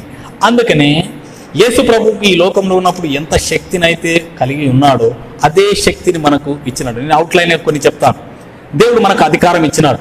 పాత నిబంధన గ్రంథంలో దయ్యాలను ఎలాగొట్టినారు? ఎవ్వరు లేరు. రోగాలను స్వస్థపరిచినట్లుగా ఉంది, కానీ పాత నిబంధనలో ఎవరు కూడా లేరు. చనిపోయిన వారిని లేపినట్టుగా ఏలియా ఎలీషాలను మనం చూడవచ్చు. అంతేగాని ప్రతి విధమైన రోగమును వ్యాధిని స్వస్థపరిచినట్లుగా మనము చూడలేము. క్రొత్త నిబంధనలో యేసుక్రీస్తు మాత్రమే ఆయన ఈ లోకానికి వచ్చి అందరినీ స్వస్థపరిచినాడు. ఎలాగ స్వస్థపరిచినాడు? ఆయన మత్తయి సువార్త 8:17 చూడండి. Book of Matthew. What is the authority of Jesus Christ for his children? హల్లెలూయా. దేవునికి మహిమ కలుగును గాక. 8:17 చూడండి. మత్తయి సువార్త 8:17. ఆయన మాట వలన దయ్యములను వెళ్ళగొట్టి రోగుల నెల్లను స్వస్థపరిచినాడు. రోగంలో ఉన్న వారందరి, ఈ రోగం ఆ రోగం అని తెలియదు, అక్కడ రోగాలన్నీ కూడా స్వస్థపరిచినాడు. అలాగే చూడండి, ఆయనే మన బలహీనతలను వహించుకొని మన రోగములను భరించనని యెషయా ప్రవక్త ద్వారా చెప్పబడింది నెరవేరును. ఆయన మన బలహీనతలను ఆయన తీసుకున్నాడు, వహించినాడు, మోసినాడు, మనల్ని బలహీనతల నుంచి విడిపించినాడు. ఆ యొక్క అధికారం ఇచ్చినాడు. అందుకే ఇక్కడ 10వ అధ్యాయం వచ్చినప్పుడు 10వ అధ్యాయం 1వ వచనంలో తన శిష్యులకు చెప్తున్నాడు. ఏమని? 10:1. ఆయన తన 12 మంది శిష్యులను పిలిచి అపవిత్రాత్మలను వెళ్ళగొట్టుడు. The first authority on the demonic forces. He gave the authority to cast out the devils. ఏంటంటే 12 మంది శిష్యులను పిలిచి అపవిత్రాత్మలను వెళ్ళగొట్టుటకు, ప్రతి విధమైన రోగమును, ప్రతి విధమైన వ్యాధిని, రోగము వేరు వ్యాధి వేరు, నేను మొదటగా చెప్పినాను కదా, ప్రతి విధమైన రోగమును ప్రతి విధమైన వ్యాధిని స్వస్థపరచుటకు వారికి అధికారం ఇచ్చిన, తన శిష్యులకు అధికారం ఇచ్చిన. That is the authority of Jesus Christ given to that apostles. అపోస్టల్కి ఏదైతే ఇవ్వబడిందో మనకు కూడా అది ఇవ్వబడింది. ఎలాగో చూడండి, 7వ వచనం చూడండి. మీరు వెళ్ళి పరలోక రాజ్యము సమీపించి అని ప్రకటించుడి, రోగులను స్వస్థపరచుడి, చనిపోయిన వారిని లేపుడి, కుష్ఠరోగులను శుద్ధులుగా చేయడి, దయ్యములను వెళ్ళగొట్టుడి, ఉచితంగా పొందితుడి, ఉచితంగా ఇయుడి. ఆ దేవుని యొక్క అధికారాన్ని మనకు ఇచ్చినాడు. ఆ అధికారాన్ని బట్టి మనం ఇవన్నీ కార్యాలు చేయాలి, దేవుని రాజ్యాన్ని విస్తరింపచేయాలి. యేసు ప్రభు తర్వాత శిష్యులు చేసినారు. నాకు చాలా చక్కగా అనిపిస్తుంది. యేసు ప్రభు ప్రతి ఒక్కరి మీద చేతులుంచి బాగు చేసినట్లుగా మనం చూడవచ్చు. ఆ మాట కూడా నేను చూపిస్తాను, చూడండి ఒకసారి దయచేసి. హల్లెలూయా. ఆయన దగ్గరకు వచ్చినప్పుడు ఆయన చేతులుంచి ప్రార్థన చేసినాడు. అలాగే అందరినీ స్వస్థపరిచినట్టుగా మనము చూడవచ్చు. దేవునికి మహిమ కలుగును గాక. మత్తయి సువార్త 14వ అధ్యాయం 14:34 మాథ్యూ. వారందరికి వెళ్ళి గిన్నెసరతు దేశంలోకి వచ్చిరి. అక్కడ జనులు ఆయనను గుర్తుపట్టి చుట్టుపక్కలనున్న ఆ ప్రదేశం అంతటికి వర్తమానం పంపి రోగులనందరినీ ఆయన యొద్దకు తెప్పించి, వీరిని నీ వస్త్రపు చెంగు మాత్రం ముట్టమని ఆయన్ను వేడుకొనిరి. ముట్టిన వారందరూ స్వస్థత పొందినారు. ఆయన స్వస్థపరిచే టైం లేకుండే, అందరూ వచ్చి ఇట్లా టచ్ చేస్తారు. ఇట్లా టచ్ చేస్తే వాళ్ళందరూ స్వస్థపరచబడేవారు. ఆయన దగ్గరకు వచ్చి ఆయనను ముడితే స్వస్థపరచబడ్డారు. కానీ దేవుడు ఎంత గొప్ప అధికారాన్ని ఇచ్చినట్టు, తన శిష్యులకు ఒక అధికారాన్ని ఇచ్చినట్టు నేను ఆశ్చర్యపోయినాను. యేసు ప్రభు దగ్గరికి వచ్చి వస్త్రాన్ని ముట్టుకుంటే స్వస్థపరచబడ్డారు, కానీ శిష్యుల దగ్గరికి వచ్చేసరికి అల్టిమేట్ సూపర్ న్యాచురల్ కార్యాలు జరిగినాయి. అపోస్తల కార్యంకు రండి. బుక్ ఆఫ్ యాక్ట్స్ ఇక్కడ 5వ అధ్యాయం 15వ వచనం. Acts 5th chapter 15th verse. అందుచేత పేతురు వచ్చుచుండగా, పేతురు యోహాను రోడ్డు మీద వచ్చుచుండగా జనులు రోగులను వీధులలోనికి తెచ్చి వారిలో ఎవని మీదనైనను అతని నీడ అయినను పడవలనని మంచముల మీద పరుపుల మీద వారిని ఉంచిరి. నీడ పడితే చాలని. ఇక్కడ యేసు ప్రభువు ఏం ముట్టుకున్నారు? వస్త్రం ముట్టుకున్నారు. కానీ ఇక్కడ ఏమంటున్నారు? నీడ పడితే చాలు అని చెప్పేసి అంటున్నారు. అప్పుడు యెరూషలేము చుట్టూ నుండి పట్టణంలో జనులు రోగులను అపవిత్రాత్మల చేత పీడింపబడిన వారిని మోసుకొని కూడి వచ్చినప్పుడు ఏం జరిగిందంటే వారందరూ స్వస్థత నొందిరి. హల్లెలూయా. స్వస్థత పొందినారు. వారి దగ్గరికి తీసుకొచ్చిన వారందరూ కూడా స్వస్థత నొందినారు. అంత గొప్ప శక్తితో తన శిష్యులను యేసు ప్రభు నింపినాడు. అలాగే అపోస్తులుడు, అన్య జనులకు అపోస్తులుడైనటువంటి పౌలు విషయంలో చూస్తే ఇంకా ఆశ్చర్యపడవచ్చు. ఆయన వస్త్రపు చెంగు తీసుకొని పోతేనే బాగైనరట. యేసు ప్రభు ఇక్కడ ముట్టుకుంటే స్వస్థత పడతాడు, ఇక్కడ నీడబడితే స్వస్థత. కానీ అపోస్తులుడు పౌలు దగ్గరకు వచ్చినప్పుడు వస్త్రం, కర్చీపులు, తుండుగుడ్డలు, టవల్స్ తీసుకొని పోతే కూడా స్వస్థతలు జరిగినట్లుగా చూడవచ్చు. మనం 17వ అధ్యాయంకి రండి. అపోస్తుల కార్యం 17వ అధ్యాయం 19వ అధ్యాయం. అపోస్తుల కార్యం 19వ అధ్యాయం, book of Acts 19th chapter 11th verse, 11వ వచనం. మరియు దేవుడు పౌలు చేత విశేష అద్భుతములను చేయించెను. అతని శరీరమునకు తగిలిన చేతి గుడ్డలైనను నడి కట్లైనను రోగుల యొద్దకు తెచ్చినప్పుడు రోగములు వారిని విడిచెను, దయ్యములు కూడా వదిలిపోయిను. ఎంత గొప్ప అద్భుత కార్యాలండి! కర్చీపులు పట్టుకొని పోతే అద్భుత కార్యాలు, ఆశ్చర్య కార్యాలు. దేవునికి మహిమ కలుగును గాక. దేవుడు స్వస్థపరిచే దేవుడు. ఆయన తన ప్రజలకు స్వస్థతనిస్తాడు. Healing is our bread. We are the children's bread అంటారు. ఆ చిల్డ్రన్స్ బ్రెడ్ను మనం తృణీకరించకూడదు. ఈ ప్రపంచంలో జరిగినటువంటి ఈ యొక్క కలామిటీస్కి మనం ఏమి, ఈ పెస్టలెన్స్కి మనం ఏమి భయపడకూడదు. ప్లేగులకు ఏం భయపడకూడదు. ఏది వచ్చినా అణిచివేయగలడు. హల్లెలూయా. మోషే ప్రార్థన చేస్తాడు, ఒక గొప్ప తెగులు వస్తుంది. తెగులు వచ్చి మనుషులందరినీ చంపేస్తూ ఉంటే మోషే ఒక గొర్రె పిల్లను వధించి తీసుకెళ్లి చనిపోయిన వారికి మధ్యన, బ్రతుకున్న వారికి మధ్యన ఒక గొర్రె పిల్లను వేస్తాడు. వేసినప్పుడు ఆ తెగులు ఆగిపోతుంది. అలాగే we have to pray for that corona virus. We have a power to resist that virus, resist that fear. హల్లెలూయా. దేవుని నామంలో మనము ఆజ్ఞాపించినప్పుడు ఆ యొక్క తెగులు ఆగిపోతుంది. దేవుని నామంలో మనం ఆజ్ఞాపించినప్పుడు భయము పారిపోతుంది. మనకు పిరికితనము గల ఆత్మనియలేదు దేవుడు. దేనికి భయపడకూడదు. ఒక మాట చూడండి, 2వ తిమోతి పత్రిక 1:7, 2 Timothy 1st chapter 17th verse, 7వ వచనం. దేవుడు మనకు శక్తియు ప్రేమయు ఇంద్రియ నిగ్రహము గల ఆత్మనే ఇచ్చను, కానీ పిరికితనము గల ఆత్మను ఇవ్వలేదు. పిరికితనము గల ఆత్మ, it is a spirit of fear. ఈ సందేశం ద్వారా అనేక మంది బలపరచబడండి. భయం అనేది ఒక ఆత్మ నీలోనికి వచ్చి నేను భయపెడుతూ ఉన్నది. ఆ భయపెట్టించే ఆత్మను కాదు నువ్వు చూడవలసింది. నీకు ఎలాంటి ఆత్మను దేవుడు ఇచ్చినాడు? శక్తి కలిగినటువంటి ఆత్మను ఇచ్చినాడు, ప్రేమ కలిగినటువంటి ఆత్మను ఇచ్చినాడు. అలాగే ఇంద్రియ నిగ్రహం, సౌండ్ మైండ్ కలిగినటువంటి బోల్డ్నెస్, కరేజియస్ స్పిరిట్ను దేవుడు నీకు ఇచ్చినాడు. ఆ స్పిరిట్తో మనము ధైర్యపరచబడాలి. హల్లెలూయా, హల్లెలూయా. ఆ స్పిరిట్ మనల్ని నిలబెడుతుంది. అది ఎంత గొప్ప తెగులు కానీ, ప్రమాదం కానీ, అపాయం కానీ, రోగం కానీ, వ్యాధి కానీ ఏమాత్రం మనము భయపడము. దేవునికి మహిమ కలుగును గాక. ఈ ఉదయకాల సమయంలో ఈ యొక్క సందేశం ద్వారా మనం భయపడకుండా ధైర్యంగా ఉందాం. కరోనా వైరస్ రాని, ఇంకా అనేకమైన రాండి. యేసు ప్రభు చెప్పినాడు. యేసు ప్రభు యొక్క 2వ రాకడ సూచనలు ఎలా ఉన్నాయంటే భయంకరంగా అయినటువంటి తెగుళ్ళు, రోగములు, ప్రమాదములు, దేశం మీదకి దేశము, యుద్ధములు, ఇవన్నీ జరుగుతాయి.